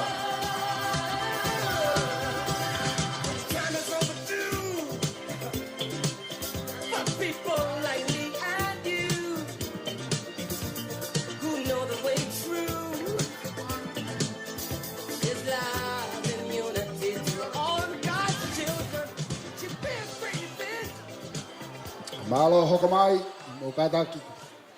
Hoko mai pe ke whakakato e tau mea, api pe tau taimi whamane more.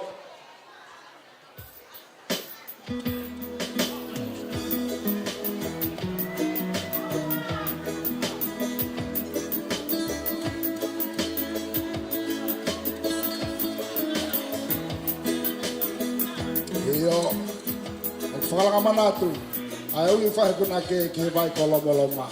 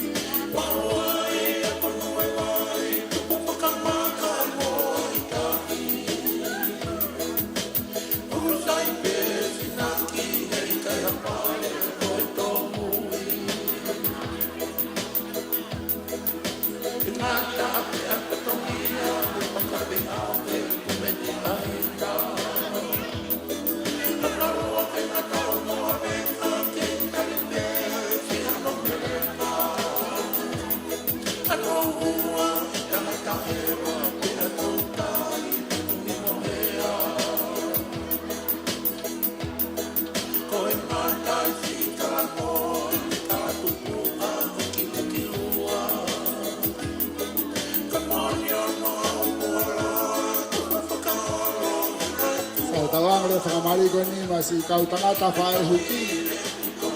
Kau he tau proklama malari ko ia fai ka. Valu. Sefo. Tou. No kau mai ke tau kau whataha i he. Kahoko ko ia wau ko ni.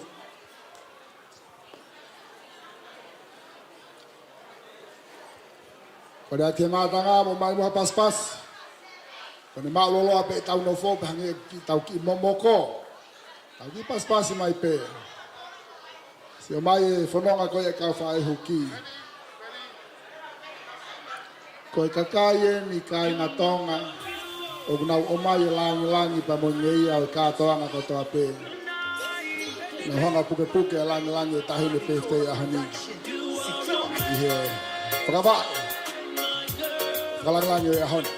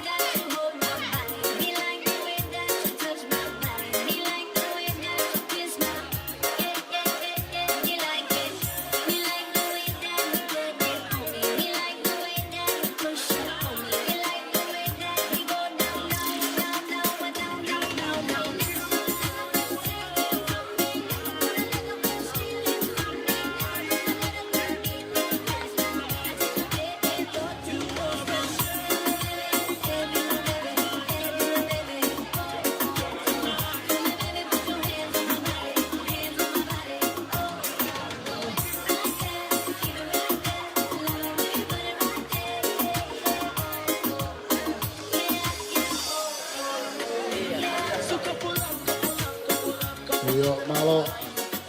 Sabi mga te tau France e pe kinatolu ko na umwa. O ya api pe tau tai ni kainga. Hoi nga pe ke whakakato ke lava kotoa a whanti plokalama o e ahoni.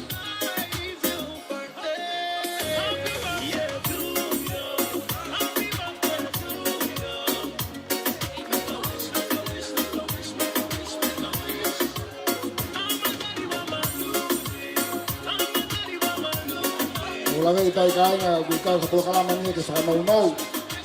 Ko ta tu ta. Moni lau ko ya kau Afrika. It takes a village to raise a child. Ahon ta ka to pe hen iai pe ai le kākunga mo ni pikinga I hono o hake ko ia tahine birthday o ahoni.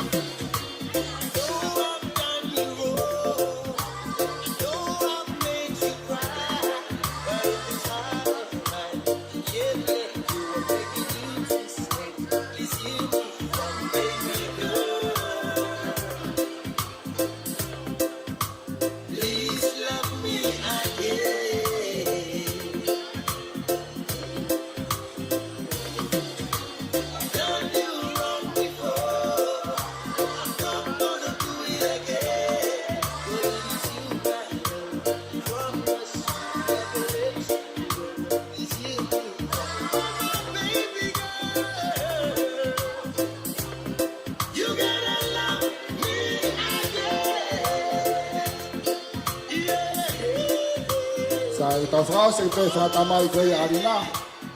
Te wafu pa mohono whakatau ke te.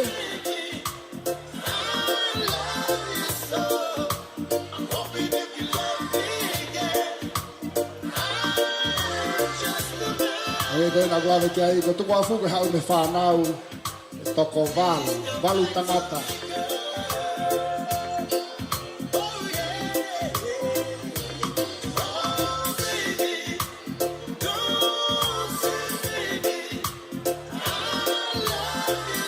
Toko whaa we kai kei hen, toko whaa ari nau hen.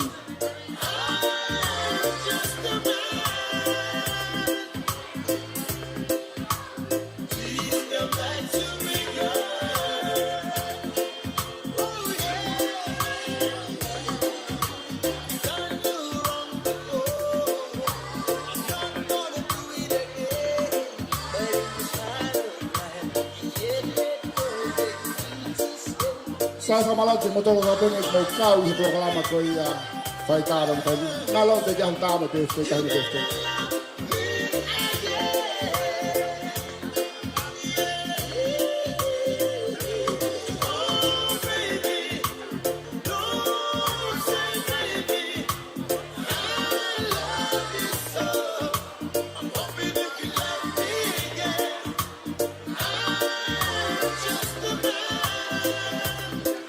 Malo ko lava tau programa whai tā, aho.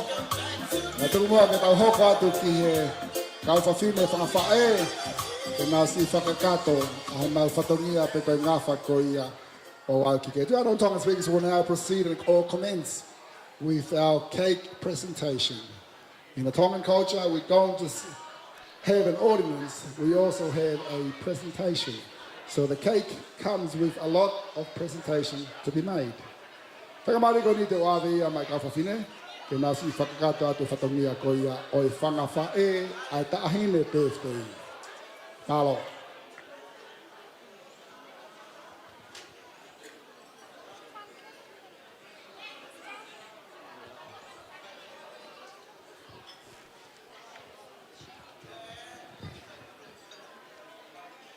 Te eki ke whakahoko atu hok whatongia whamoremore, ko kore atu heni, ko koe pe o kuke iloi, ko whatongia ke tu ui mui, ko kore atu ke mbe atu mua ki ai ke ka whakakakato ho tau whatongia.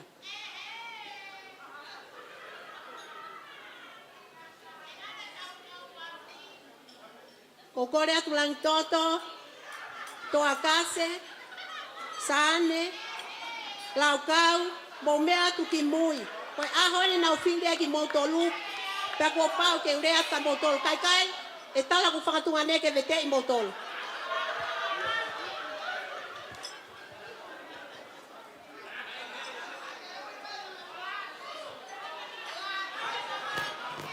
Sai, tau kau ke whakamalo ia, tamai, alo, lau marie.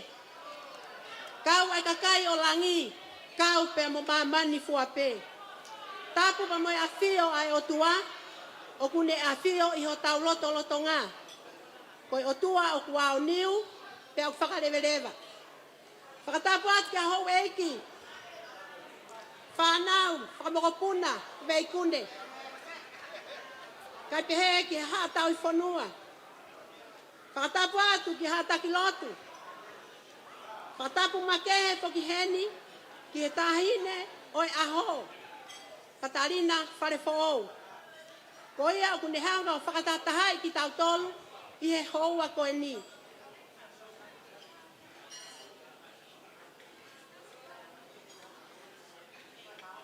Kai atamua mo oku, ai whainga maria koe ni, ke u whakahoko atu ko ki whatongi atu a koe ni.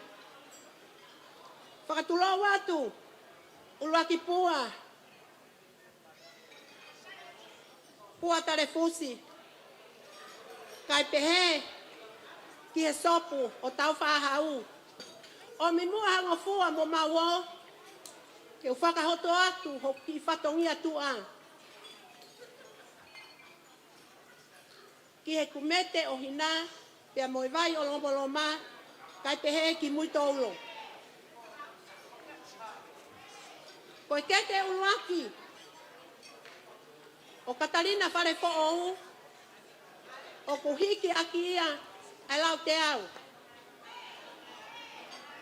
Ko kore atu ki he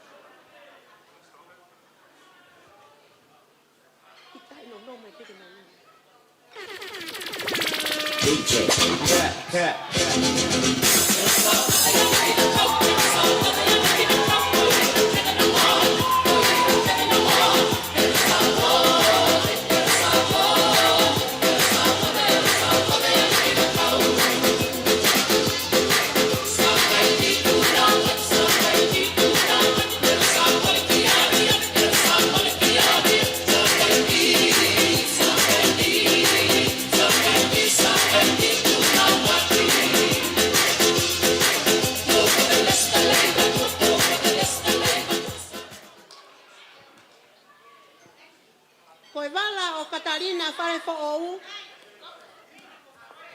koe wala to onga. Koe lau te au, pe mo ikia ha moa, o ku whakamolu a ki ia ai whaatu walu.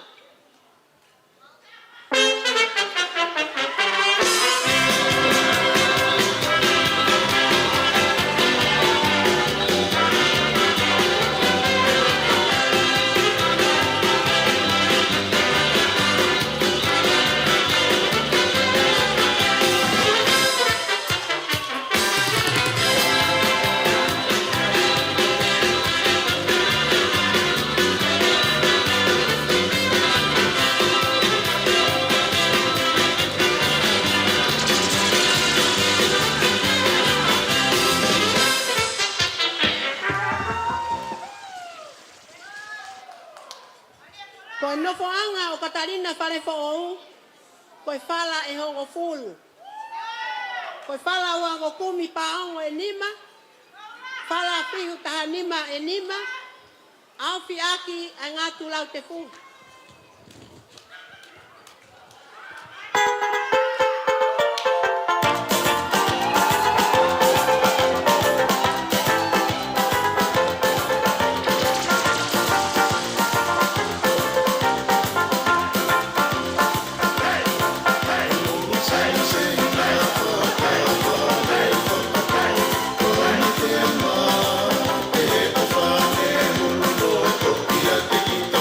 Oh,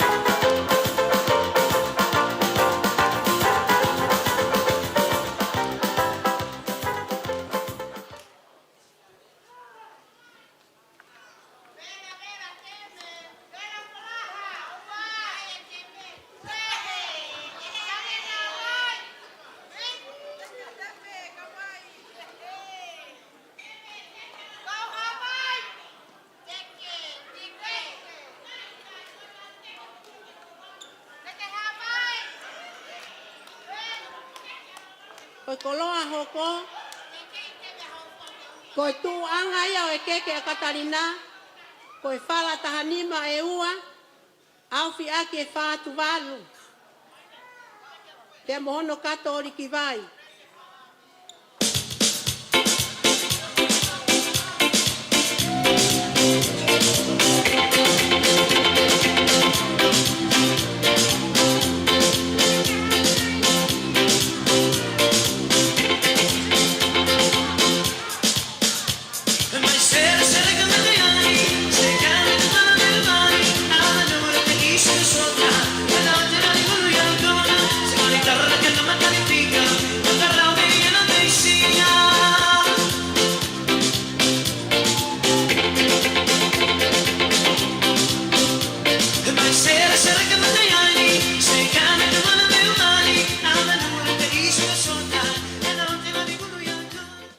Koe koloa kotoa koe ni, o kufoakia mai fahu o Catalina.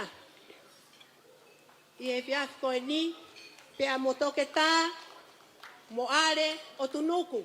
Pea neongo o kuikai ke i heni, kakuhange koe whakarea na e whai i uraka mata o kui heni a ene ki tahine. O kufoaki kotoa ia ki e fahu o Catalina.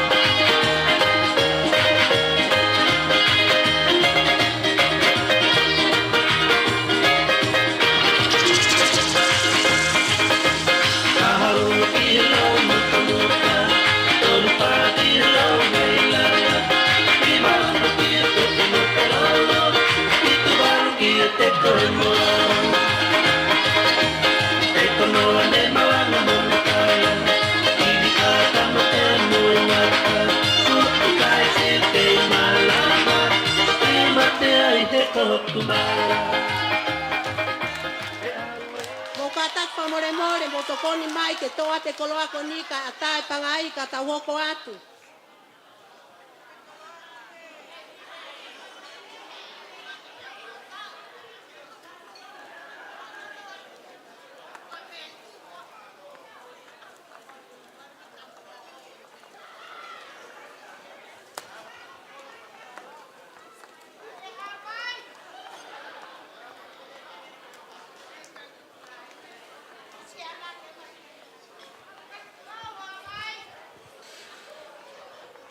Kataki tau hoko atu ke keke ono hoko.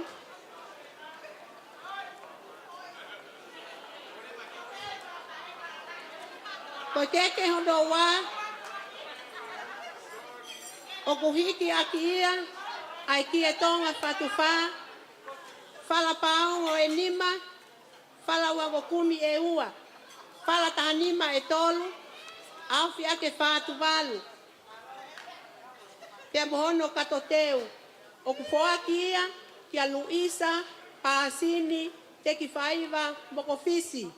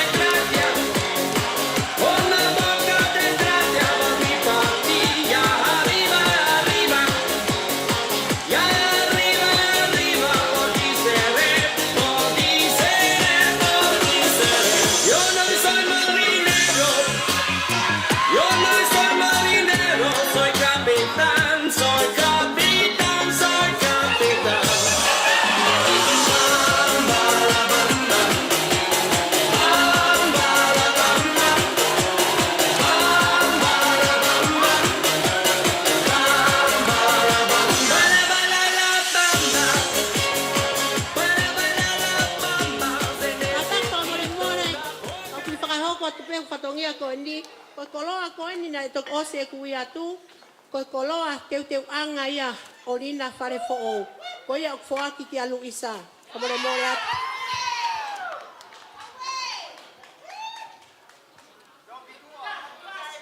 kata kamore more to ate ki tua longo mapu mo fo ka pa bo a mi ko fa fo pe koloa ke hala tonga leva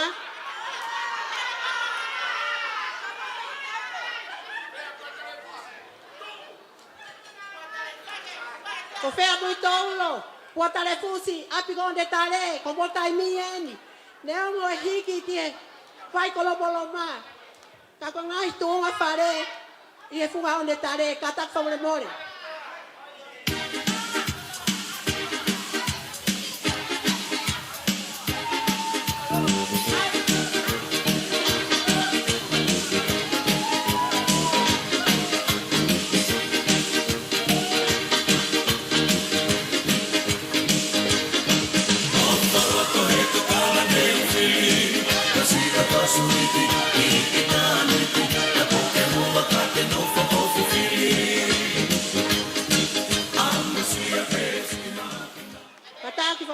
ta hoka tu ke hodo tolu o kuhiki akia ki Tonga fatfa fala wa kumi paongo au fia ke fatu walu o foakia mai fai fekau na ne hanga fai no tala i fare ki tau tolu mo no faka mama ki tau tolu e aha ko ni o fai fekau fa imata hiriau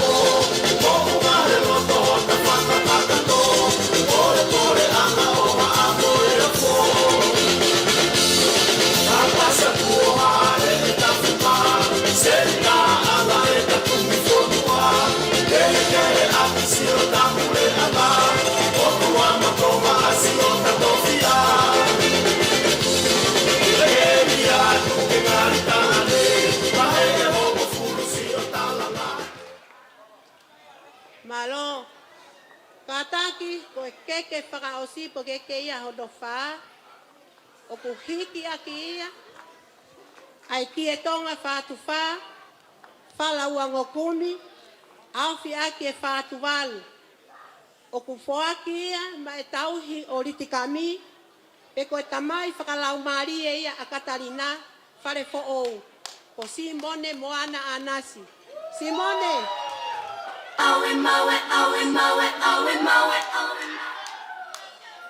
Simone, katak famole more. O kwa ye fia a Catalina he fia fiko ndi. Ye de to kaki, fakala mari e na ke fai ka te ia. Ye ahoni. Ya neongo, pe kwanga faka fe fotunga we aha ko ni. Ka fia pe a Catalina. Ke faka inasi aki koe. Ai ki koloa masiva ko ni. Ya neongo ene aeva yengahi tau ko ni ko tau fai ngata ke ne mo ui. Faka fetai. Hena ke lotu hufi mai pe. Ai sipi ko ni ko kaunanga ko ni. Ta kau pe hola rosario. Hufi ka Maria. Betamsi ko Yesu. Famole more atu. Kwa hato fatongia he fia ko ni.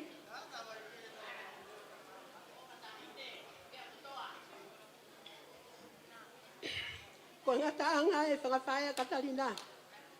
Kia te koe pa kuwhe whine a koe ni. Ko o ia keia. Mehene ke si pa uke ke ngalo ia hene mo ui. This is a journey into sound.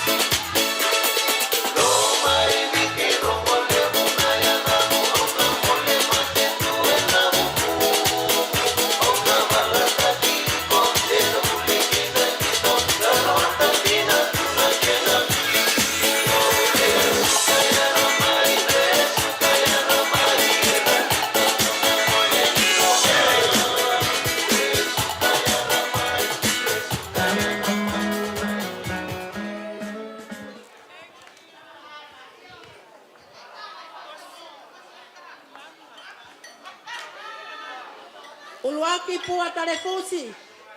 Ka pehe ka muito ulo. Kia mafi to ke sopo tau whaahau. Kaya ia whaafotunga o e fiasko ni. Si whanga whae a Catalina Falefo'ou. Whakamore more yang e au. Tuku ke rea whakatala mo e puna ke. More kakaya na whaafalala ki ai. No e pe ai o tua. Ke taunga ki ai. Koko maku laku o ia. Pe tuku pe mua ke whakamalo atu. Pe neongo kuikai ke kau e whonu mo e moa. Ka te ulahi rea pe i longa mapu. Te ko ngai tuunga whare ia. Nai hau me iai. Ai kui a Katalina kai pehe. Ki hene tangata e ki. Iyo. Tukua ke whoki ke hala tonga rewa. Pe mo ta tenge ama e lupe. Te ko ia pe o kourere mai ai. O whaafofonga i mai. Ai whanga whae masiva ko eni. Ie hoa whakakoloa ko ni boe whatongia mamaka ko ni. Tua o whaeki atu. Whamaloa he tuhani ki he whawhae. Whakakato ko ia wau o keke. PJ, whanamore, mai mwafo i whase taha. Ka hiri pe ni te tau hoka ture ke tau whanki prokalama whakame i te aho. Aia e kamata pe ia he tahine pe whtei ahoni. Ka hiri pe whase ko ni te tau tukuang ke tahine pe whtei ke ne whai ma ki tau tolu. Ha whakame i te pe koe ke kamata anga ia e tau pangai. Ki he tau ngai prokalama whakame i te. O la vei kai ngā tau tai ni whanki prokalama whakame i te mo ka taki. O whakautu otu mai ki he PJ ki nanga teu te watu. Ka ataha whenga maari ki tau ki kou mo tau tisko ke tau fia fia. PJ, kamere mōre, tuko mawhua smalo.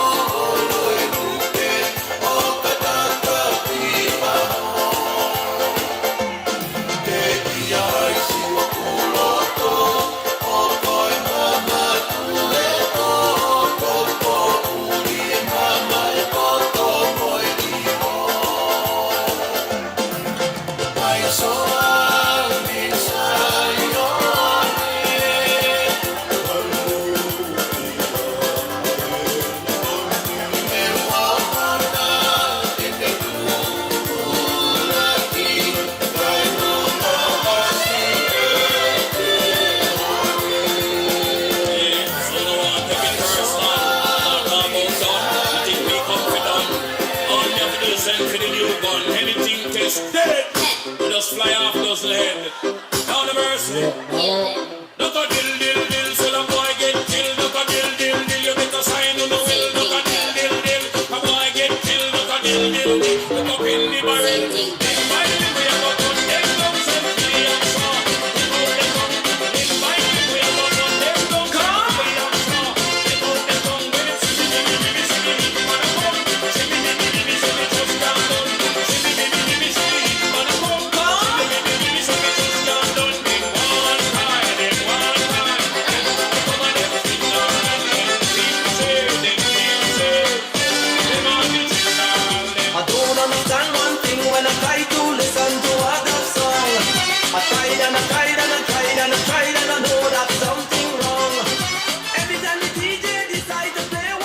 Malo mua kasi sine. Malo holo pe matanga. Kung kita hoka kita fagi toka famete oi aho. Ko famete uaki e kamata pe ia he tahine ko ia ogu ona ahon. E Catalina. Kahili ko ia ka kuia ha. Famete ai fahu. Hoko mai heni pe to atare va pangai. Pe ko hai pe si kau mai I he tau katoa na ahon. Frampe ka inga neole ape tai mi frampe ke lava ka kato pe tau mai programa ke tau foki pe no loto hanga mario mo fia teu ke mo akres a pongi.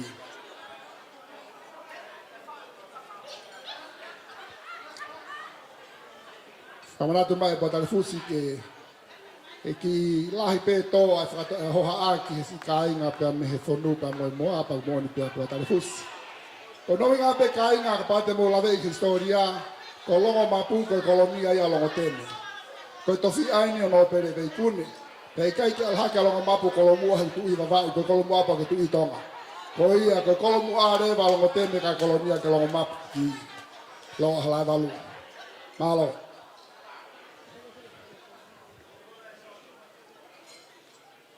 Ko re pe mua ke u whakahoko atu ti whatongia ko endi. O te peke ose o whatongia, pa o te peke ose o waihaka ka tuko afu.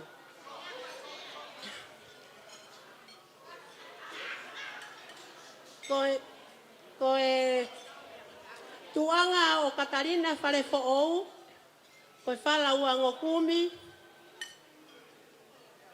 au fia ke whātuwalu.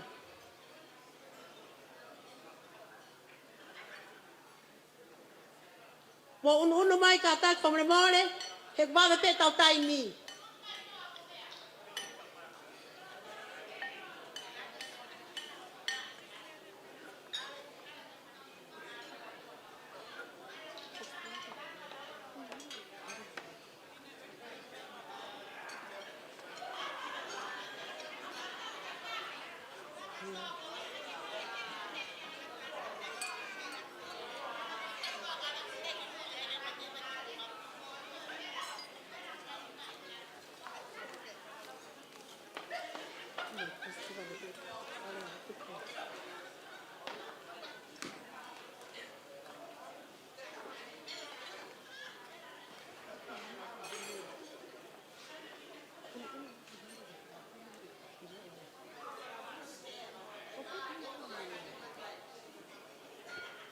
Katak pa Moimoi ko pe ia Rina. Rina. Mo pa va me mai ka tu ko tain pa kalongo tembe. Tu tawi asleri ala hitain.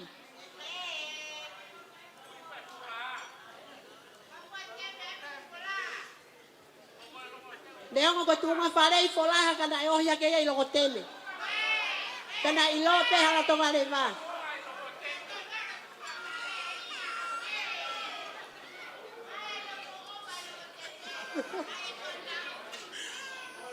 Para Moimoi atu to kaya no.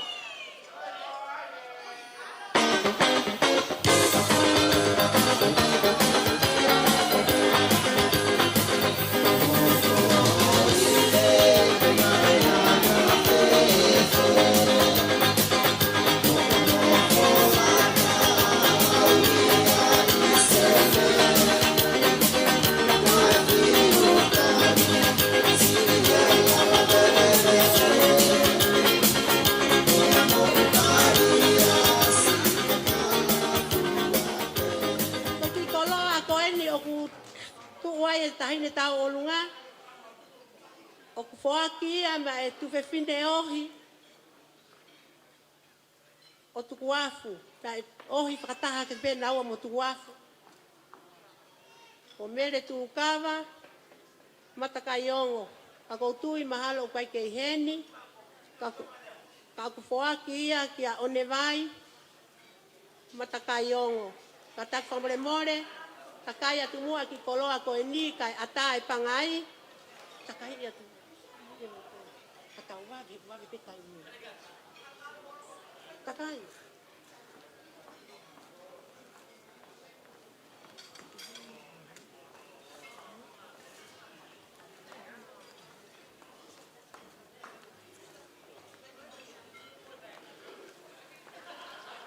Kataki whamore more, kore atu ki he whahu. Pai o lupe o tunuku. Mea mai ki heni o hui e tekteki o Katalina Falefo'ou, whamore more.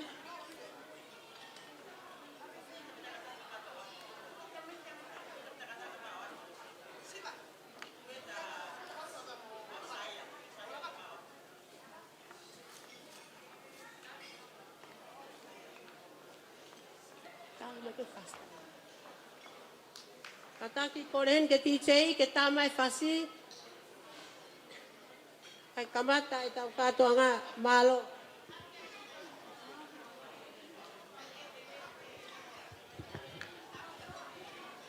Malo. Koe whai whasi koni tahine birthday. O glawei, koe whasi pēna e whau pē. E toki whau pē ni. Ke uhia koe ahon. Ai whau. Koe whau e ta anga pa me mea ko tūpē koe ta anga ia ulaki pua tare fusi. Koe whakahaka, koe whakahaka ia he tamakehi. Kai kehe, malo e ni siwa. Leongo ko matamaka koe motu ka hanga la fi motu a koe family to ko fu fi ma ke lulu fu tava ke na tofu hia ka to. Kola se mata nga moto mai pas mai ta hine PFT yo aho. Te ko ia pete ne hanga. Ava tau pangai, i tau pokalama. Famete Hoatani.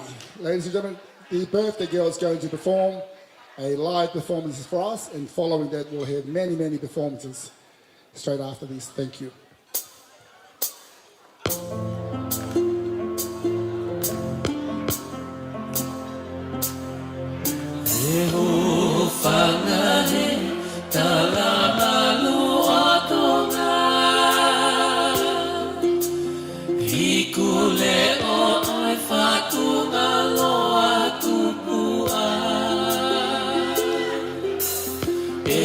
Siu elifio e malaka namoa he mai I kolomoloma namoa he mai e kolomoloma.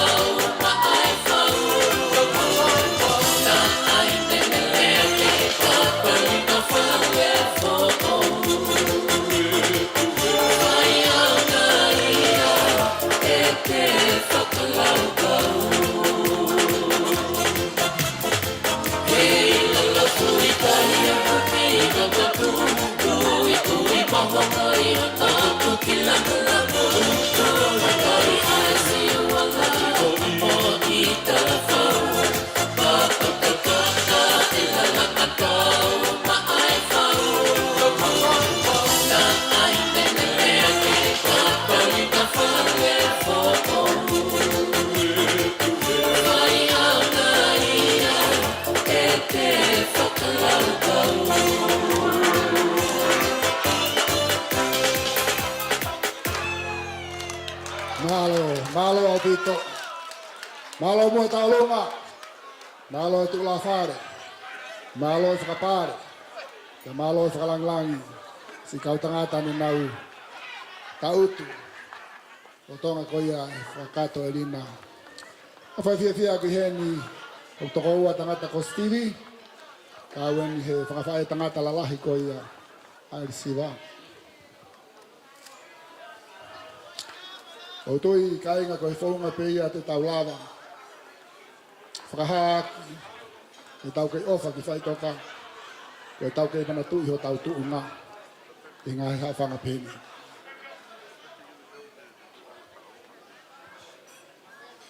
Hangi koe na kua wiki ai koe whasi koe na i taulunga ke ari nā koe whasi pea na e toki wha. Whau peia ki he kātoanga o ahoni. Koe tau whanongo pe ki he whakarea o whasi. O kune kāpui kātoa pē, ai tupu anga koia o i tāhine pē ftei. Au tau fia ai. Famili pa moi kāinga. Kore anke DJ ke na mai mawhai whasi, pe tau tāri ai ke tālunga koia ai whahau pe kua whalanglangi. Pa koe ne lava pe koia pe whakatāre vai pangai ki ha whangi polokalama whakame ite pē. DJ whamare mōre mai mawhai whasi ke tāhia ke mawhana ai kāinga. Mahalo.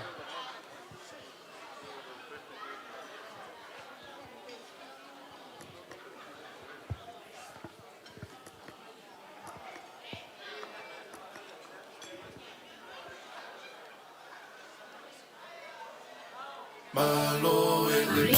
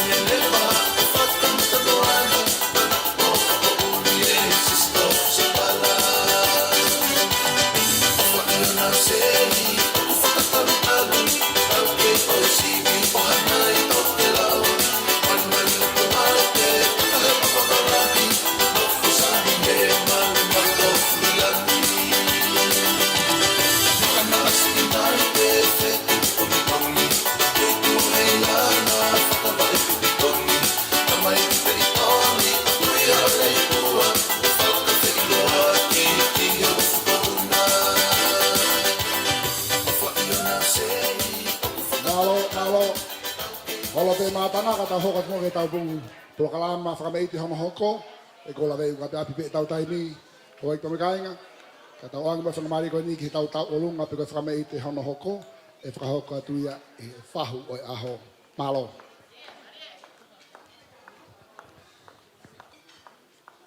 Tapu moi awhiwhio o kune i he toka i maananga. Tapu mo weki mo hama tāpule. Tapu moi taahine o i aho Meleane, Katalina, Falefo'ou. Whakatapu ki whae e risiva Falefo'ou mo hona whamiri kotoa. Whakatapu ki he tamai, tuku afu Falefo'ou pia moi whamiri hono kotoa. Whakatapu ki he sola moi vulangi, o taulo nuku i he pangai o i fia. Talangata i te ao, whai ki tu atu. Kai ata ke whakahoko si oku whatongia tu ani. Ko hoku hingoa ko Kristina manu pangai o tunuku me whele mea mo uiha. Takai whala ki he uloaki tau langa o Falefo'ou. Pua tale fusi me ilongo mapu. Tahine, Meleane, Katalina, Falefo'ou. Koe uhinga o eku fotu.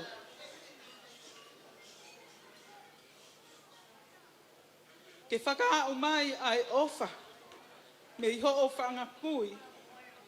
Ngahi tā mai. Ngahi me hikitanga. Ngahi whakafotu. Me iho mau ki whaamiri masiwa. Me he funga one tale. Mui tau lo. Toa ko fine matafua a. Pua torino fo. Moi vai o lupe. Koe ofa mea tuku afu. O ku tau hingoa ki ai ho tangata eiki. Pea mo vai o lupe o tunuku. Whanau mo i whangamoko puna ka kuona mamao atu. Hei kai ngalo si ana tupou Falefo'ou. Me he api ko tari pae a. Me ho foa. Whanau mo i whangamoko puna. Uma a halamehi. Falefo'ou kata. Whanau mo i whangamoko puna. Inu sila. O ko i kai haku tau. Ke fotu moia i he whiawhini. Ko e lele pe a kai haa. Ko e whinanga. Me he si i whine mātu ani. Ko e whala pāongo tolu ngokumi. Whala fihu tolu ngokumi.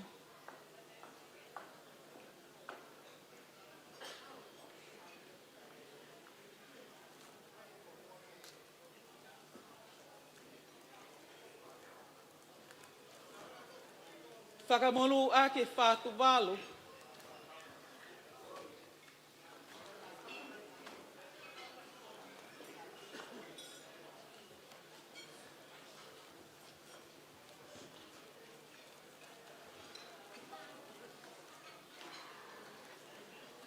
Fungani ake e ki e Tonga whatuwha.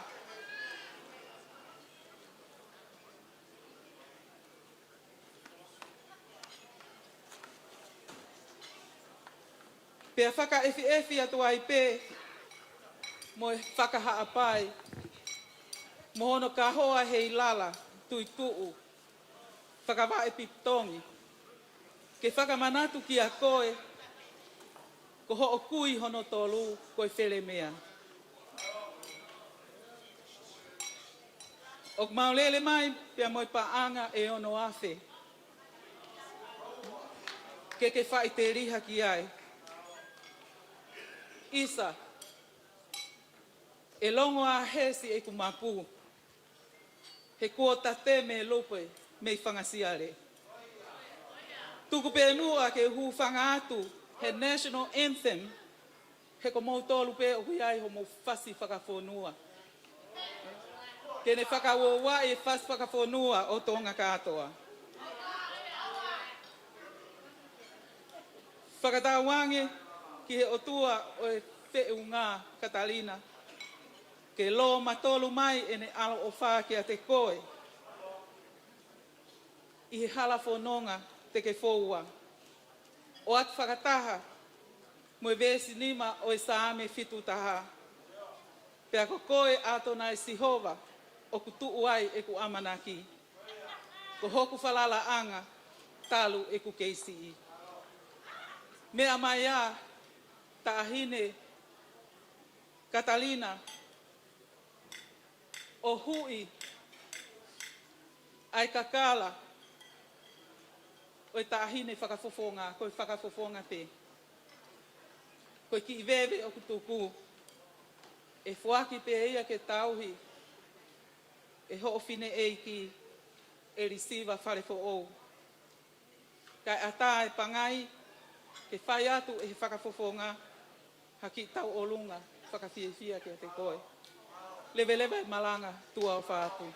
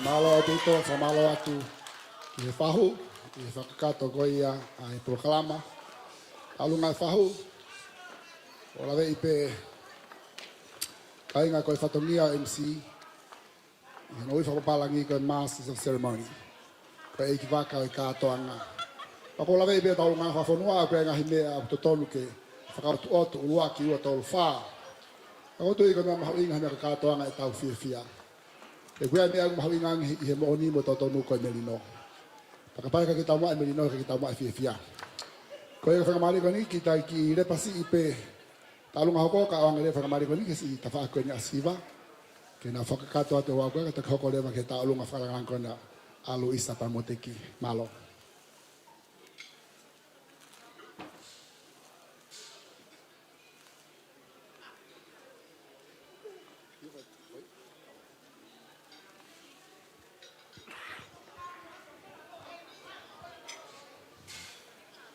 Mo humai lo don.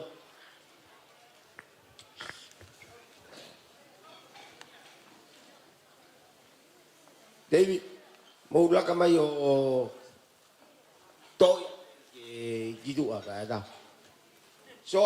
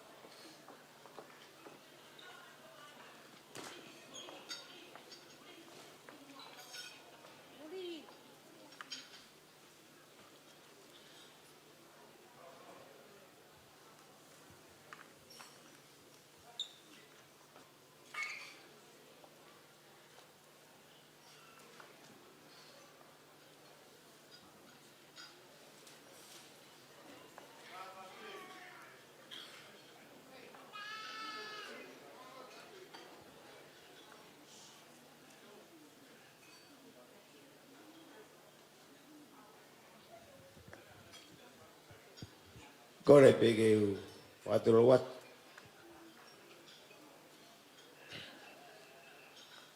Ya, pakai dapat ke tanya vai kau. Dapat ke fahau. Ya koe kaki tau tu fakalolo. Ngai ape taimi. Mono ngai poklam. Kai tukbe mua ke fakahauka te ki talonga koe ni. Au fakahauka te biau, ko kuingoa ko kele kolio, fakauta, fonua ke hau. Mei fora. Ko elea ko asila ne nai, ko wako ai pea, pihe sila ko e kuye ua. Sila kui tolu enu.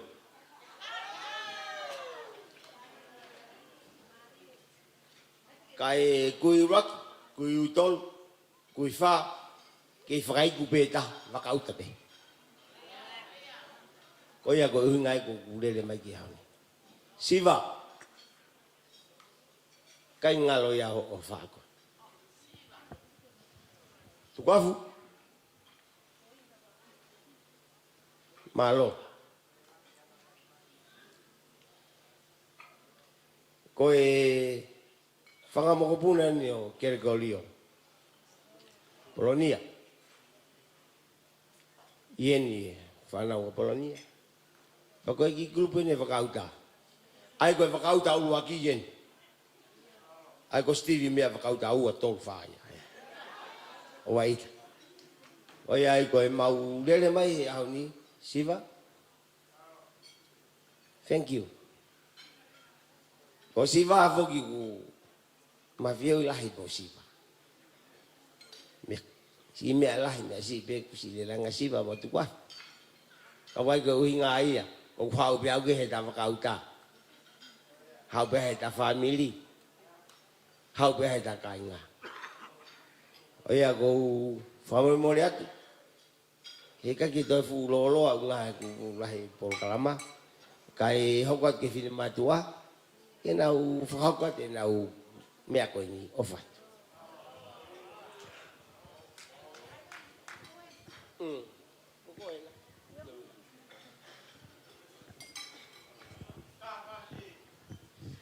Ko le peke te whātulo atu, he ngai whakatapua o whai hao whangani,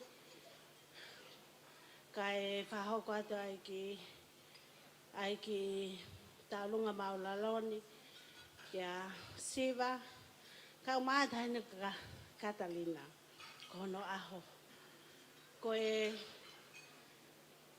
aho eni koe vale ia tama, pa pepe tau te vale pe ia family. He, o pepe tau vale ia tama, vale ia family. Siva, Kai ke ilo pe ko ha me te mau. Ko ha me te mau fai. Kia te koe. Ai aonga. Moi ofa ko ki whaama. Whai ka ki mau toka o maha se mau ki whanau. Ai mea ko toa pe ko ke lele mai. Hange koe whakalea ke le kōri o. Koe waka uta. Ko elisiwa. O tupu ia sililo. Ko sililo. Ko sisi e ia la faele. Ko la faele. Ko ia o tupu ai ki mau tolu. O tōnga e mau iheni. Ko le peke o wha tulo watu e ngahi whakalalo whai. Ko uhinga e mau hao ki heni. Ko whakaboko puna ki mau tolu ala whaele. O kui heni ala whaele o tupu ai a kere kōrio. Ka umaa teu. Ko no whakamopuna e kunau. O kunau i heni. Whataha mo ki mau tolu mai whakamopuna kōrio. Ka ko la whaele. Ko e lahi taha ia. E whakatamai. A ku mau tupu ai. Ko e mātua o ku tokotolu. O ku la whaele. Petelo. Peasililo. Ko la whaele o ku mau iai ai ki mau tolu. Ko e tūngai o ku mau hene ai e hako e ni. Siva. I kai ha mea e mao. Ko e tek-teki. O e tahine taulunga ko e paangai whaafe. Ki tahine ko whai hake ha whakalaulau noa ki tahine ko Katalina. Ka maa ki tuanga lau. Maulalo ko e ni ke whai hake ke wharika hake hope ito. O mau whakamalo atu ke te koe a ngai mea ko toa pe.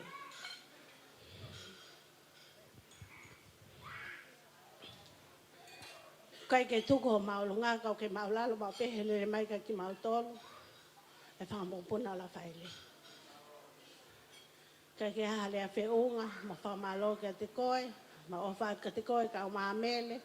Ka umaa e whamiri waka uta ko toa pe nguna uhe whaleni. O mau kau whakataha. Ai ki taulunga maulalo. Kai ai ke ai ha whiunga, ko maunga ta angape.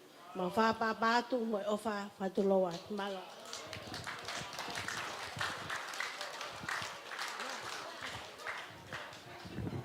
Siva. Tango tupe. Lina. Me amai e toa tek-tek te malisi. Whamalimole. Malo. Kato ki hoko ate taualo.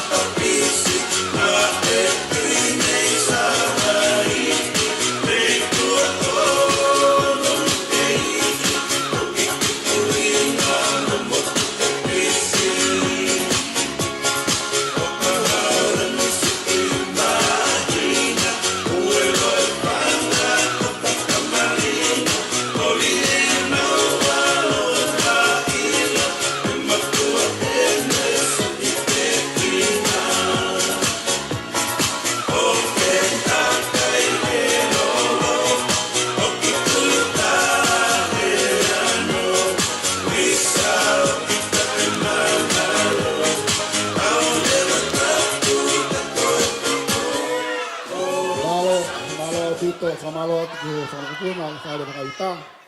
O kore whamemore peke mātanga konu o mai tutun pa me whare. A te tau ose me hene ho whutau noa. O kore whamemore atu, kainga. A kuea ere au taka he whanua tu pō moho oiki. Koe whemori mori i ka tau inasi. Me hesi i ki he lahi. Tau mita nou pe koloa ke lava katoa. E tau whanki whakalaulau noa. Tau hene hei chafeni. Ape taimi pe taimi o kone pure ina katoa pe he mamani koni tukehe pe ai otua. Ta hoke ta luha no ko. Malo. Kole pe ke ufanga e ngai whatapu ko osi. Whaatu i moa nika whahauka te ki whatongi atu a koeni. Moimoi. Tahine e risiva. Mau tu he whiawhi koeni mo rea koe whakamalo. Malo sisu. He nā kaki mau kau he lau. Ka ke hanga o whai o whotu ki matou ki mau kau he lau he whiawhi koeni. Nā kaki ha amanikina. E risiva. Ka aku mau tupe mo whilea koe whakamalo. Tahataha mai ki mui mea koe nā. Elisiva ka kia ha mea ia e mau. He ongotunga whine mātua masiva koen. Nā ke kia ha manaki te mā. Kau he whalanglangi o e whiawhi koe ni. Kau ata whamalo mua elisiva. He mea kotoa pe. Ka kia ha mea e mau. Koe ki taolunga koe ni ko whafofonga atu pe. Ai ongo kaunanga. Nai kau hono whaka langi i he whiawhi koe ni. Ko ki kolo atu ko elisiva, ka ke wheunga ia. Ka koe hange ko lau ko whakapuna pe he maawhana. Ko tekteki, taine Katalina, tolu awhi. Ka taki mai hui atu. Ka ke ha mea mau. Ko ngo whae pe maua ia. Ko toi taha ke he maua ko ngo whae. Matua te whiawhi koe ni ke whahatu whapofonga atu. Ai whia e he whiawhi koe ni ko ia pe malo. Nina, ka taki mai o toa te ki teki o Meleane.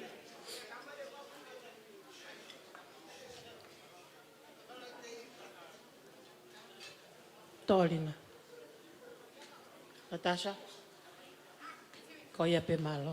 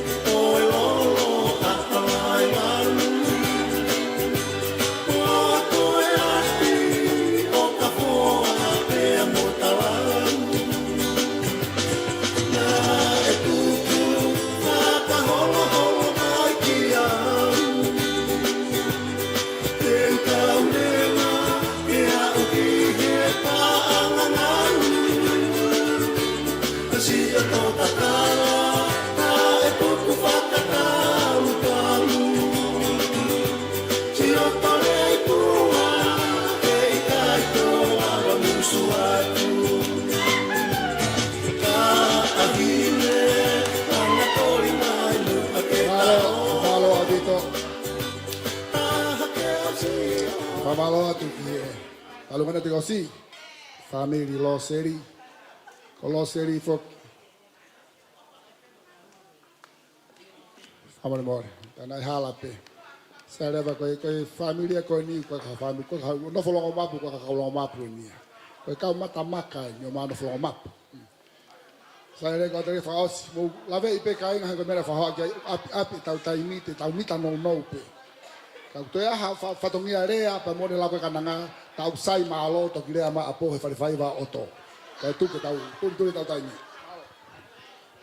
Fia fa male ko ni ke fa mal malo te ngai tala fa tap ko ta pe hange pe ko mo me ai mau ke ho ko tu pe ni ko ngo ki fine ma to na te osena ena ki polo kalama ko ena fa ko li lo sel ai ana ha ko tu wa fu ki heni na ha al wa fo mau no fo fa ta pe mau me ta kon golidio pe ko ki mau to lu le va ko tonga ki mau to le family lo seli o ku ilo pe ka lo ma pu ko to pe heni ai family lo seli pe ka ko lau ko mau le mai me mo nga on ne matamaka ni wa on fo o vai lo ma a honi mau fia ke mau ho ko tu pe taine el siva ko siva fo mo tu kwa fu ko ngahi mea fa family ko tape so mau family masiva ko ni family lo seli ko tu ai beta hine ko elisiva o tek ai pe ki mau to siva mau fia la he ko nga ko tau hita ma fa o fa mo popo ki he tonga ane ko ni ka ja me ma ke ilo pe ko family masiva ni ko ya ko ki tek yo leonasi te ko le pe ko he fa e ko lina ka elisiva ki to la ua ke ha hui ko tok fai ka ta fai te ri o fa tu lina pe fa te motor ko ta pe kai nga malo au pito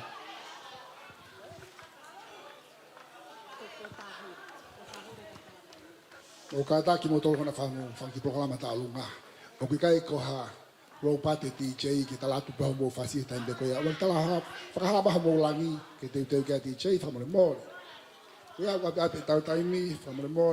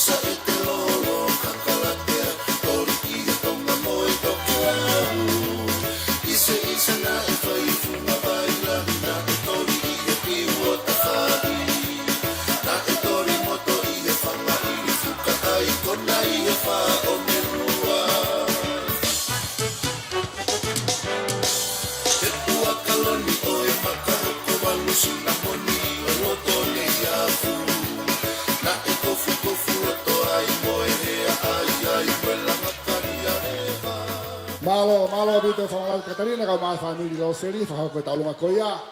Ko tai ko Maria ko faiva Filipaini. Le tonga pe ko ne Maria pa pe Maria faiva ya to be continued. Malo. Ho le ta lunga no ko.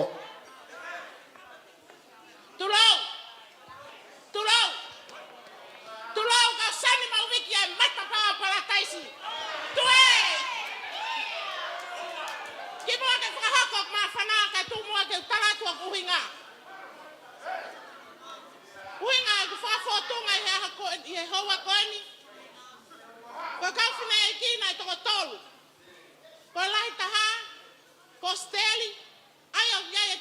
rakua Falefo'ou. Pa mo Tonga anu whakatehina. Iwi. Pa hoko ki ai ko mai o lupe.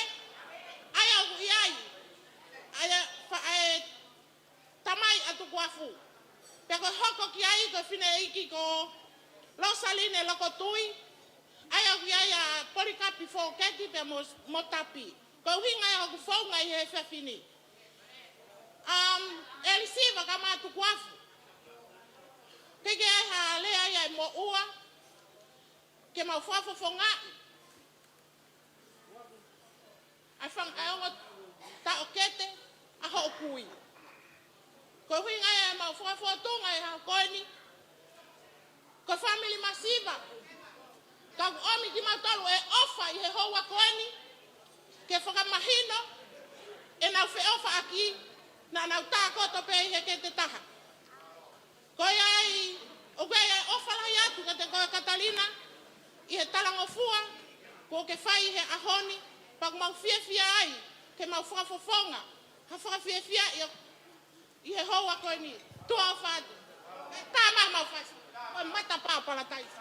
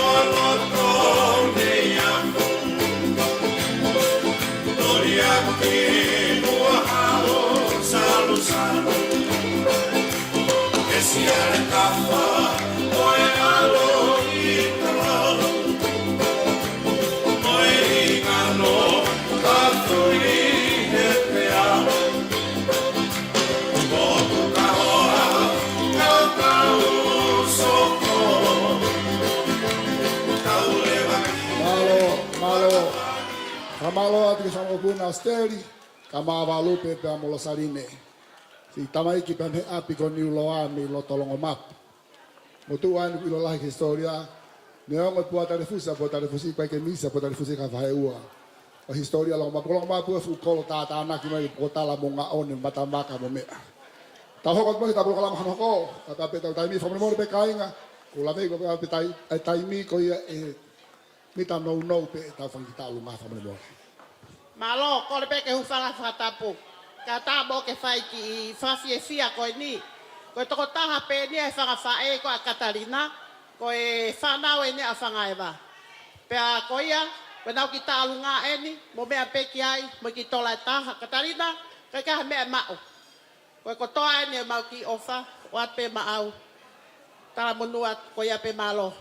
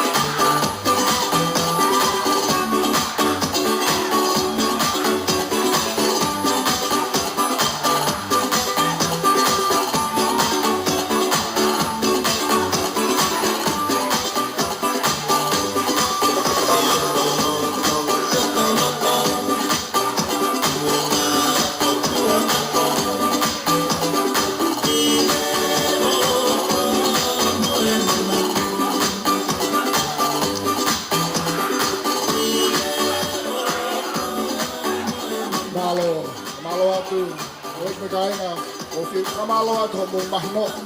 Ko tau mita mau nau pe ko hebe tau tai ni o kusu i tā tuke tau tai ni. Nālo.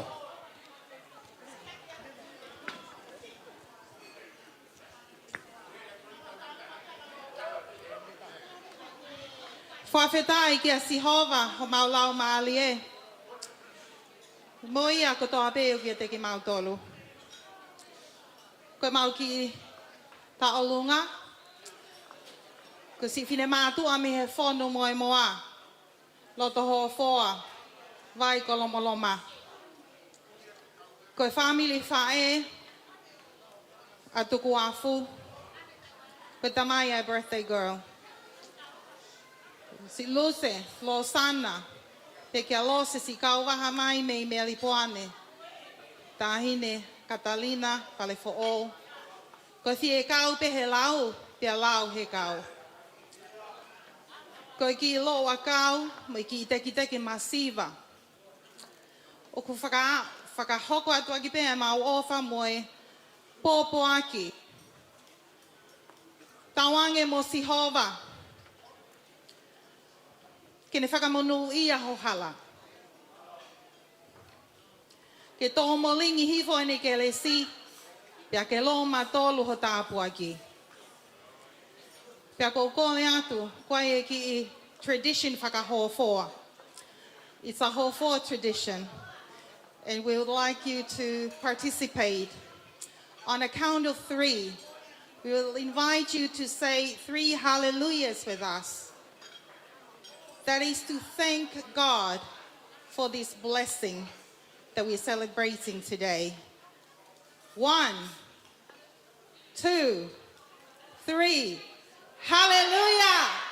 Hallelujah! Hallelujah!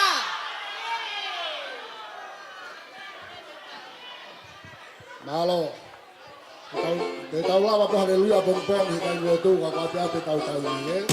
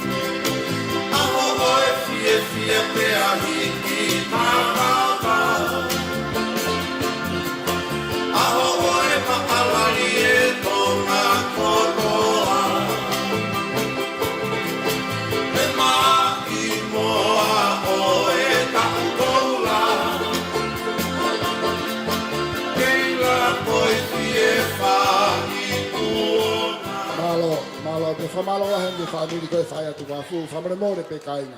Toi tau whi tau lunga hango fulu, toi tau miniti e walu. Pea koe ne pehe ni koe pahanga lau koe mutua longo teme, e kukas whanong hen masi longo teme, koe ne kohi koe whi masi longo teme se koe ne pe wha. Sai, tau whenga pehe warataha, ke tau lava hao katoa.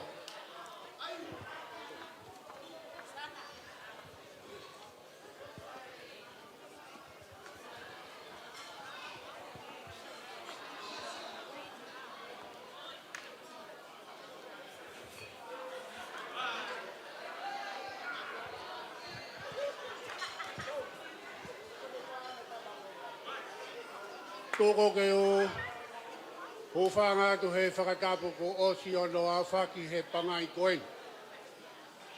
Ka e whakahoko atu e ki taarunga masiwa koe ni.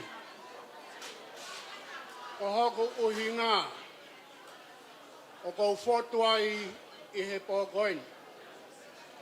Ko hoku hingoa ko vria milafo mi ha te ho. Ko e ku uhinga ko uraki eri siwa ai no tupo ai whanau koe ni.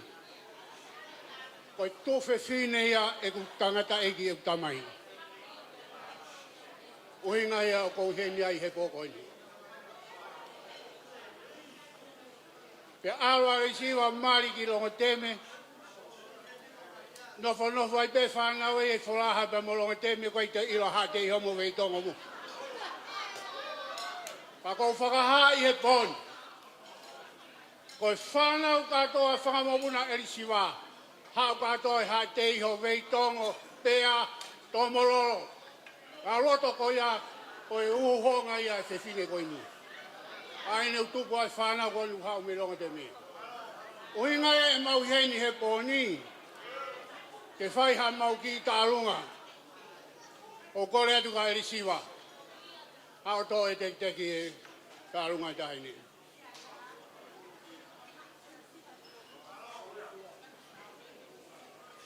O whanau ni ko mau eki māmaini. Koe nau tupu me veitongo. O no wharonga teme, ka koe uho me veitongo.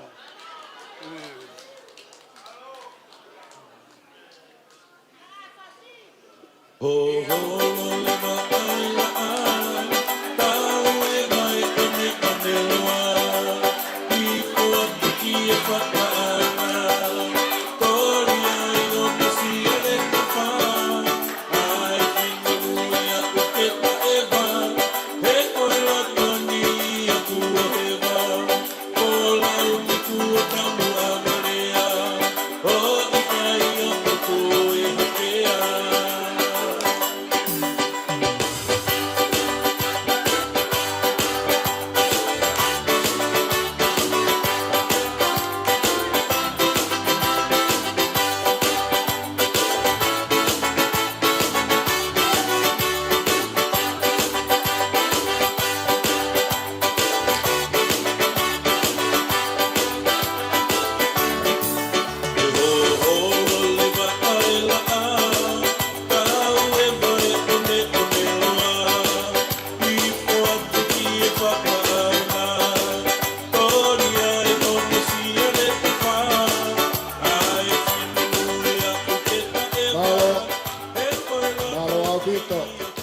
Kamalo atu ki he.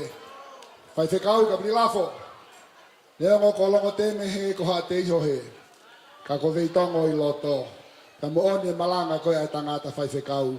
Ko mau pia veitongo ko mau katoa ia. He ko hale rei ma veitongo. Ko mau pia o wha ko mau katoa ia. Ko ia. A hoko aki tau talunga no ko pia ke longo teme. Pia kuke ha te iho. Ko mau veitongo ko mau ia o wha. Whakatulou atu pea mo e pangaini. Kai ata mua mo e whine motu atu ani. Ke whakahoko atu e ki tālunga mawhana. Pea whakamole mole ala e whamiri o tuku afu pea mo erisiwa. Kai tuku pe mua ke whaka efi atu. Ai ki tālunga tu ani. Koe uia pe ko hoku ki uhiki ko eni. Ko lirieta aholahi. Ko hono kaunga mea whawhare. A Catalina.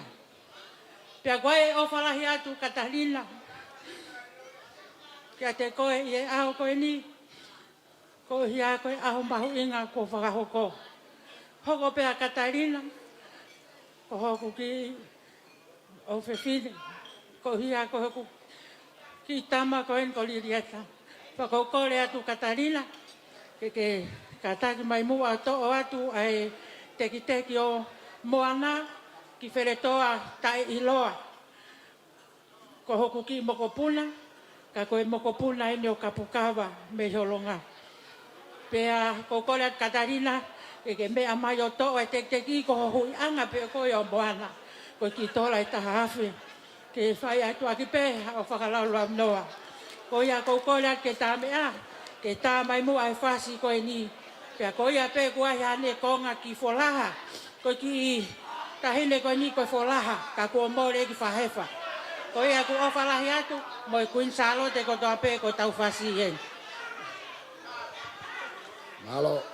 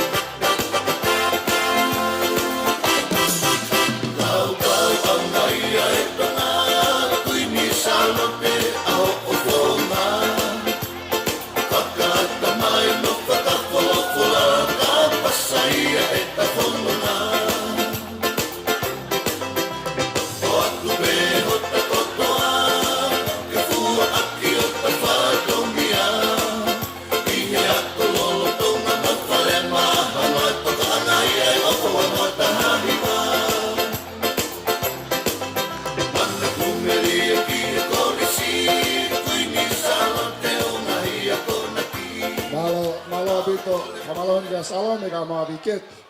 Ka mo ana whakakato ki polo kalama ko ia. Pamone mole pe kainga. Pana aku puri ke taimina tu pe ke tau alu ke osi e tau fasi. Ka ko ia pe pure ka to he taimi pa ku. Fere mo fafa fangi pa me ite ke whakakato ke tau inas ko to pe ai. Wa tau le tonga ko me ao pe tamatangi mai. Mo inga pe ke tau whakakato ko hinga tangi ko ofa. Ta hoko mo ke tau lunga hoko. Kata ki pe tau kau fangi po ka me ite mo ki kata ki o ki mai ta fa ki koe. Fa tu o tu pe ka tu fa ta ki tau tu. Malo.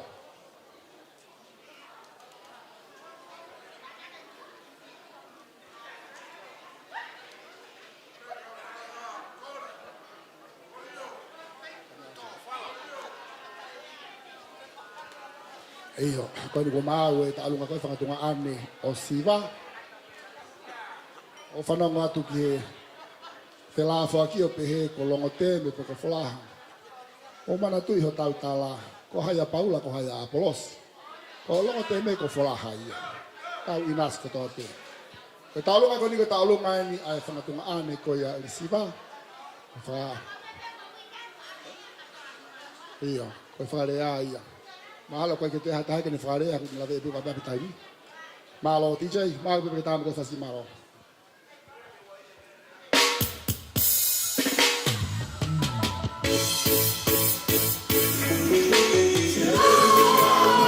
Let's go. Now I'm into the flow, it's what you said so. Come let you now, but then there's a slow. Connect the microphone, let it know. Fe ofa aki ita pa mamao ya tupu lagi ai ofani ne you wanna sani oh yeah we ne amo ko tamatan mani tupu ihema oni ihe dale, uokave asi kuloto, ihe kakala, pakavale, tamaya, keu kahoa, aeki ha ofanga, kinafe ao, ita lekinanga. Si oto o fatue, lo fatala, kumia o kakala. Malo atu ki talunga na dikosi. Kata hoko mo ke talunga hama hoko. O kata ki ko taimi o ku koula taimi. Ko tiki ko tope hui o mahui ngai. Ko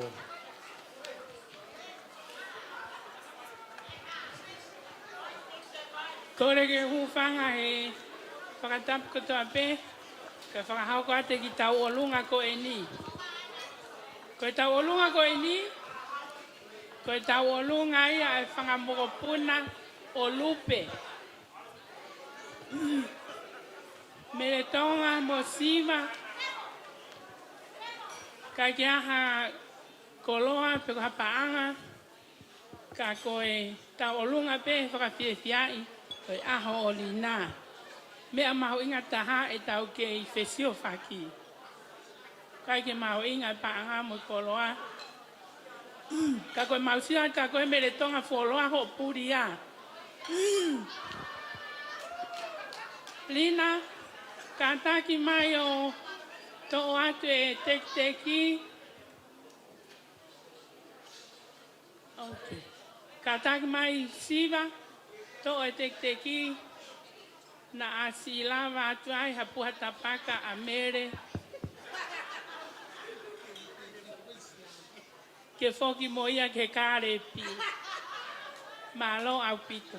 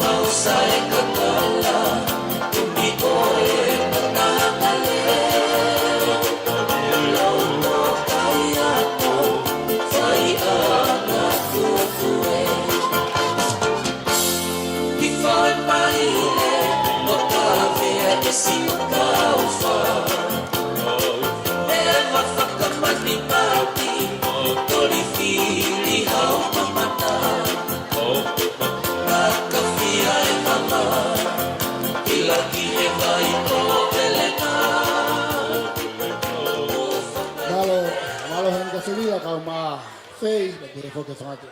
Tumane ka ma sangat to kawa. Kato proklamo ko ya. Kata ho ko mo kita ulong ana ko from the morning.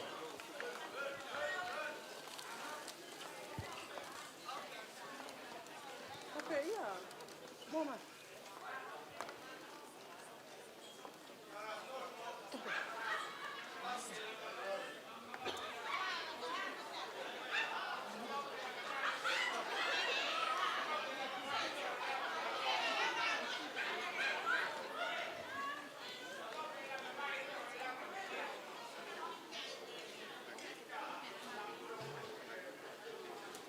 Urihi lang toto.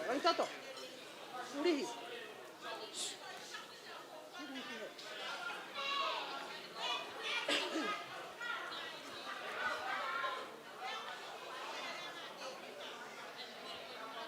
Teu whakatulo watu.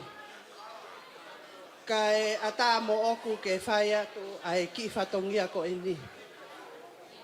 Ko ki whakameite ko ini. Ko ki whakameite ia ai whae tangata ko ia a erisiwa. Ko siu ka umaa a kanongataa. Pea o ate u kore whakamore ka te ko erisiwa. Ke mea i mai pe. Ko toi pe ai whanau. Pea ko maulere i taha pe eni, maulere mai ai. Ke whai ai whatongia ho ong whae tangata. I he ahoni. Pea ko tahine o kune whai ai ta alunga. Ko Erisiva Junior. Pea ko kore atu pe eni ka taki pe Erisiva. Kai tuku pe mua ke ki ipure hake he ahoni. Ko kore atu heni ki he best friend ni ko ia o kano ngataa. Tahine ko mere Tonga. Ke me mea mai o hui ange. Ai teki o Erisiva. Ke whai ake alo kumi ake ha o kapainu i he tori karepi. Ko ia pe malo.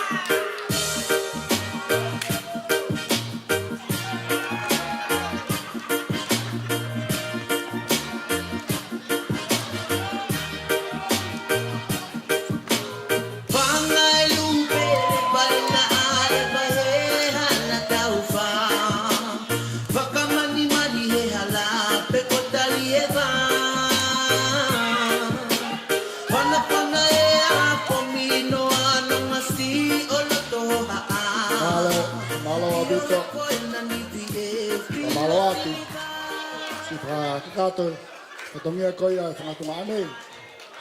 Malo pito. We have what we have to tell me from the morning pe matanga.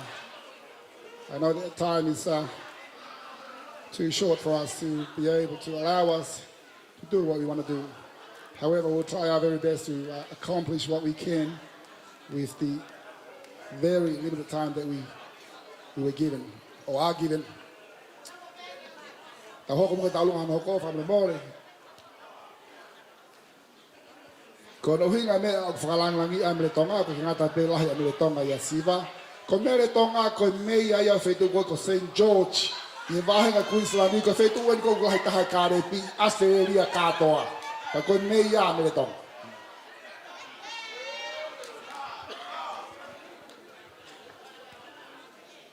Kore ke unga pe mua he tala whatapu ko osi hono whai. Kai ata mua moe fitne motu atu ani. Ke whai atu ai ki whatongia o e whiawhikoeni. Koe ki whatongia o ku mau tuu i he houani. Ke whai koe taolunga eni a e whangata mai a Meleane Katalina Falefo'ou. Whawhetai ki he o tua mafi. Koe hui koe whakoloa ki a tuk whalau Falefo'ou. Ai whanau e toko fitu tangata. Kai ai hana o tua whiwhine. Pea koki mau tolu. Ko au o kou takai whala. Koe kau fisinga au e pe. Ai ngahi tamai. A Catalina Falefo'ou. Sione koe laitaha ko son Falefo'ou Maria pe moseini ui pe la kakiloto. Pea koe ua ko pita vai amuni o kai ke ne lava mai mi vava'u. Pea koe hoko ko Steven isi kot Falefo'ou ai a o kou takai whala ki ai. Hoko ku hoko ai a elisiva pea mo tuku afu. Pea hoko ki ai ko te vita Latu Falefo'ou kai ke ne lava mai nei Tonga. Koe hoko leva ko Simeone Falefo'ou kai ke ne lava mai ko nohoa pe na lava mai minusi la. Meleane. Pea koe sisi taha ko Amanaki o ku ikai ke ne heni o ku nei nusila pe. Meleane. O ku omi e nau ofa. Hange ko ho whaka amu ke i heni ko toa ho whangata mai. Ka koe mea pango koe ngahi. Mea whaka pepa pe o ku hingai ke nau lava mai ai. Koren ka Meleane ke mea mai o hui ange ai teki teki. O vai o lupe. Seini. Koe ua e whatongia. Ko kore whakamole mole la heni. Tahine vai o lupe o tunuku. Ka maa Luisa. Tuku pe mua. Ke ungutu tamulea homo aho. Ke whai e ki whatongia. Ai whangata mai. Whai e manatu e ahoni. Ki he fofonga o e tamai. Pilia mina siri Falefo'ou. Pea kou whakamole mole lahi atu. Whamalo gai siva. Ho kofui e mau tono no. Pa moe mau masiva. Kai tuku me mua ke mau whai tutu uni. Heki i taka pau. Pea moe ki teki o sinola. Hala mehi Falefo'ou. Oku i heni. Ai whahu. O nā siri Falefo'ou ko e moko puna o kui heni. Whamore mole atu. Siale. Mea mai mu ahu i e teki. O sinola. Pa moi ki taka pau koe ni. Kai au ngai whare. Au ngai pe ho whare ka. Whamore mole atu. Nā kua to'o ha whatongia o ku ika i tau. Whamore mole i ange au. Ka moi ku to'o nou. Koe toi be a whanau. Whahoko atu. Ai ki ofa lahi Catalina. Mei he whangata mai. Ofa lahi atu ka koe. Malo.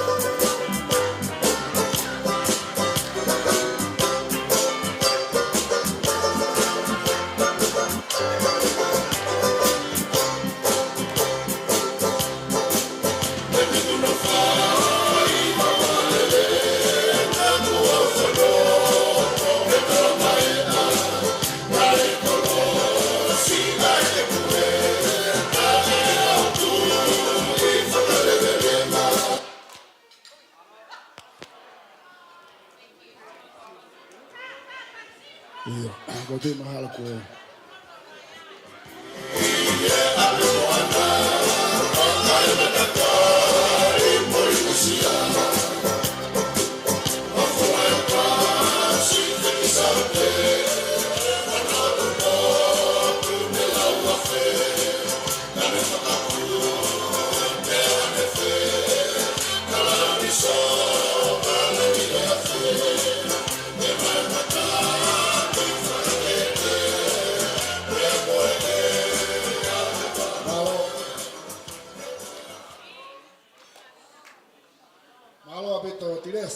Saying, ya, mani ko mai, pangatama ito hani birthday kinua hanggang hatanak tuunga, pag mahino ay look sharp asiba. Kaya ko tuwa ko pe kalabuta hay fanau ko ni pag siyo pe asiba ki look ke siyo asiba ko ni free pe, pag abo fata hay fanau ko ni. Kaya ko tuunga i mahino ko ni ke kaunanga ko ni ke ane bai pag matamuana, o mai ki sila fakarea pehen. Whaka watu mua ma ofa, ku ahi ana wha e ia tu wholau, whai atu wafu. Pako whamaloa to mong mao mea koe mahino, ko hea koe taimi, ko tātā tuku. Pako ia ko mai siwa koe ofa e penga matamoana, ka mao ni vai, ke si whaka watu kia koe. So ke no.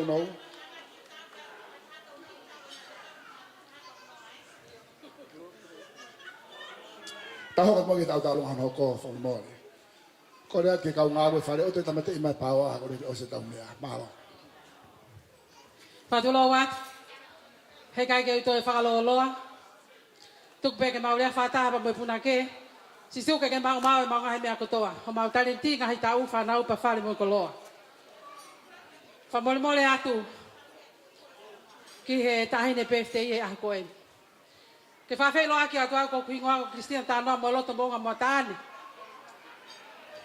Ko e taha pene whanganga. Ko e wholaha longo teme vai ni. La paha.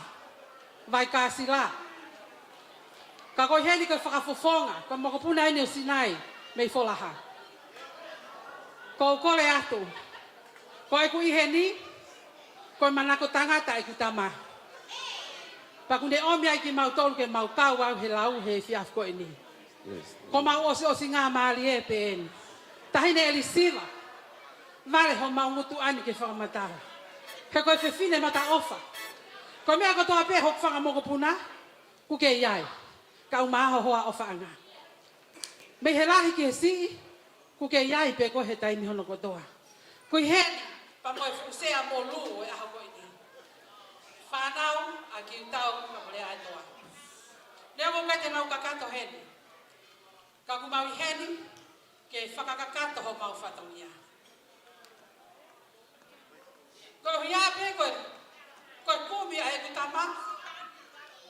O whai ai mau ai ki taramo koe ni, ai tūru tui koe. Ko kore atu ke tahine PFTI, whamolmore. To tolo atu, tamasi whatowanto ke tahine. Kaya mea mao. Ko ni foi lore pe mau kena. Pai ko to pe ngai whatongia koe na, whafonga te whanau, pa koe whamo puna, o ki tau ka umare atoa, na mea mai heo pe. O ki ai pe moi ki i tek-teki, hoko ki moko puna koe ni. Kore atu ko mo ki moko puna ua heni. Erisiwa, ka umare mere. Mo mio takitaha, tori whai tere. Kore atu ki a Maria, whamore. Tupe Maria ki o lunga. Mea mai ki he. Tu mai ki he. Whamore. Ko e. Ko foi lore pe au e risiva mau pena. Kore atu ki moho puna ko e ni. Ki mea mai. Ko feta hine ko mere. Mea mai. Vale na tot buia e risiva. Mea ko ki foi lore pe mau pena. E whanau mo whakamoho puna o ki utau.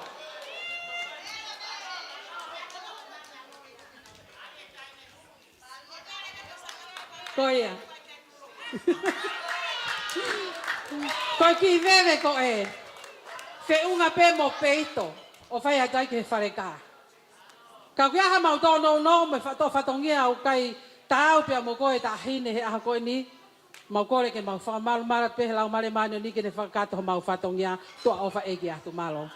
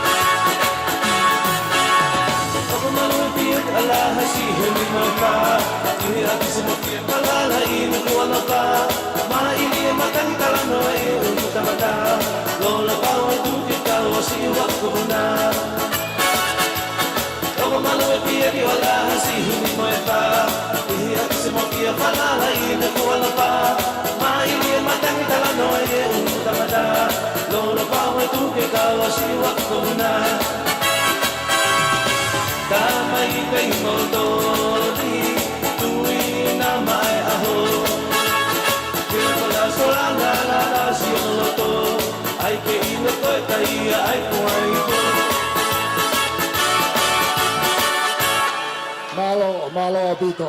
Kamalo atu ke whanau pe whamokuna ki tau. Whakakato e o wau koia. Nāk mei tuku pe ke whakaosi e tālunga pa mo hiva. Ka koe motuan me lau si o ko wila historia fe whasko ni koe lau mai nie ka mau tō. Tau hoko mo e tālunga hama hoko. Obre more, tantang. Holo pe mātanga mo kātaki. Me whawhiawhia homo kei. Nofo mai pehena ke whakawhiao ke lava le rei e tau plokalama ka tau tek mātuko. Malo.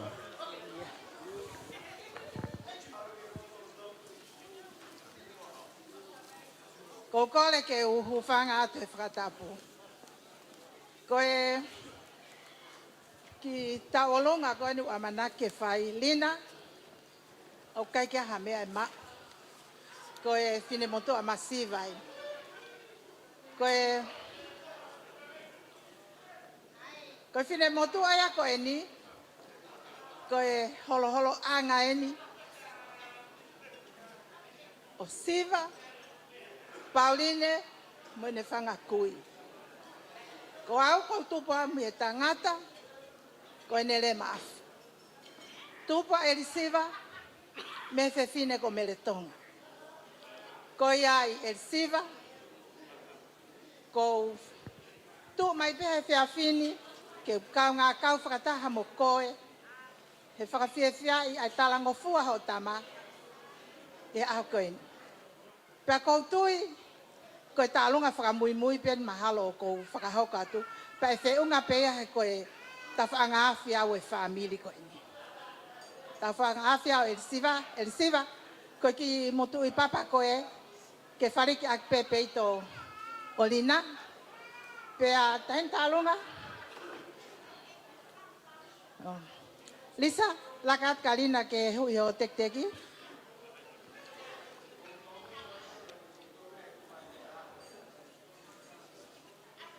Catalina.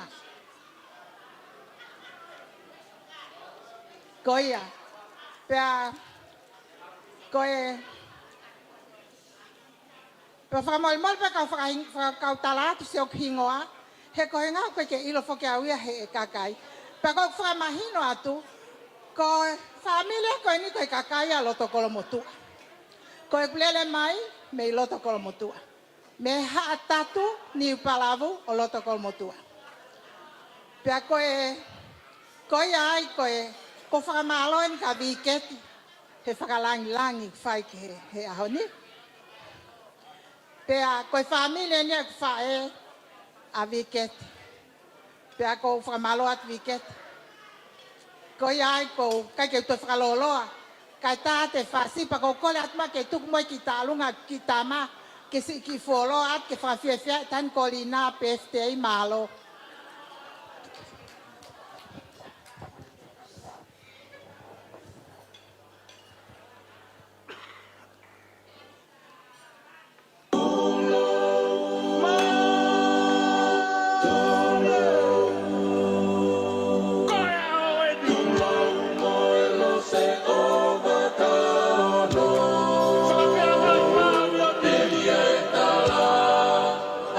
Bye.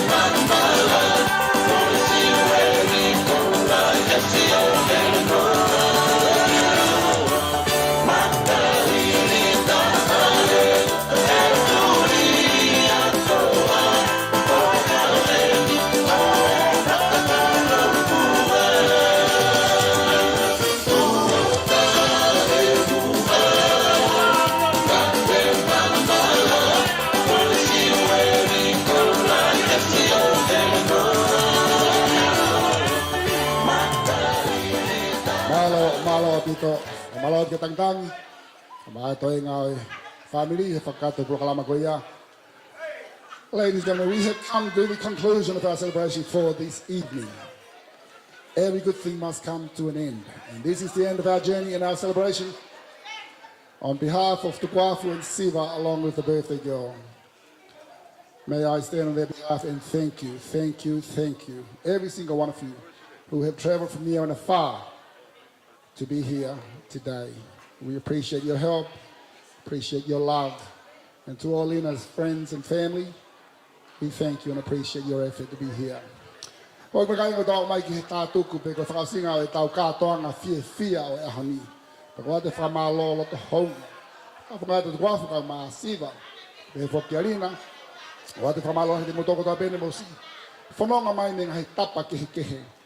O i kontineni tika mā whoki te mei tō pureanga. Whatawanga pena mō mā fia i whangamari e na tau mā ke tau wheohi ai i Hawaii. Mea pango ku pule tai mi ke ne hanga veteki ho tau hua. Whaamu pēna e tau ho tau hua he pōne. Whakapau kai ke tau. E whanonga ki hela tua pongpongi. O tau whakatau le rei ahe moanga ke resi a pongpongi. Ke whangamari ko ni te whakawhei ai tau hi. Simeone ke ne kātaki mai o whaiha tau whaniri. Whamaloha ke te au MC ka maa DJ Kina along with the man himself, Mr. Paula Moimoi of Tonga Vision. Please give it up for Paula and also DJ Kina for entertaining us throughout this whole evening. Again, thank you, thank you, thank you. Whamare ko ni tau tuku e ke tau hi ke ne whaha tau whamiri. Kaos ki ai pa kore atu ke tau mātuku atua o mauha mālolo ki hilo tu a pongpongi. Mālo.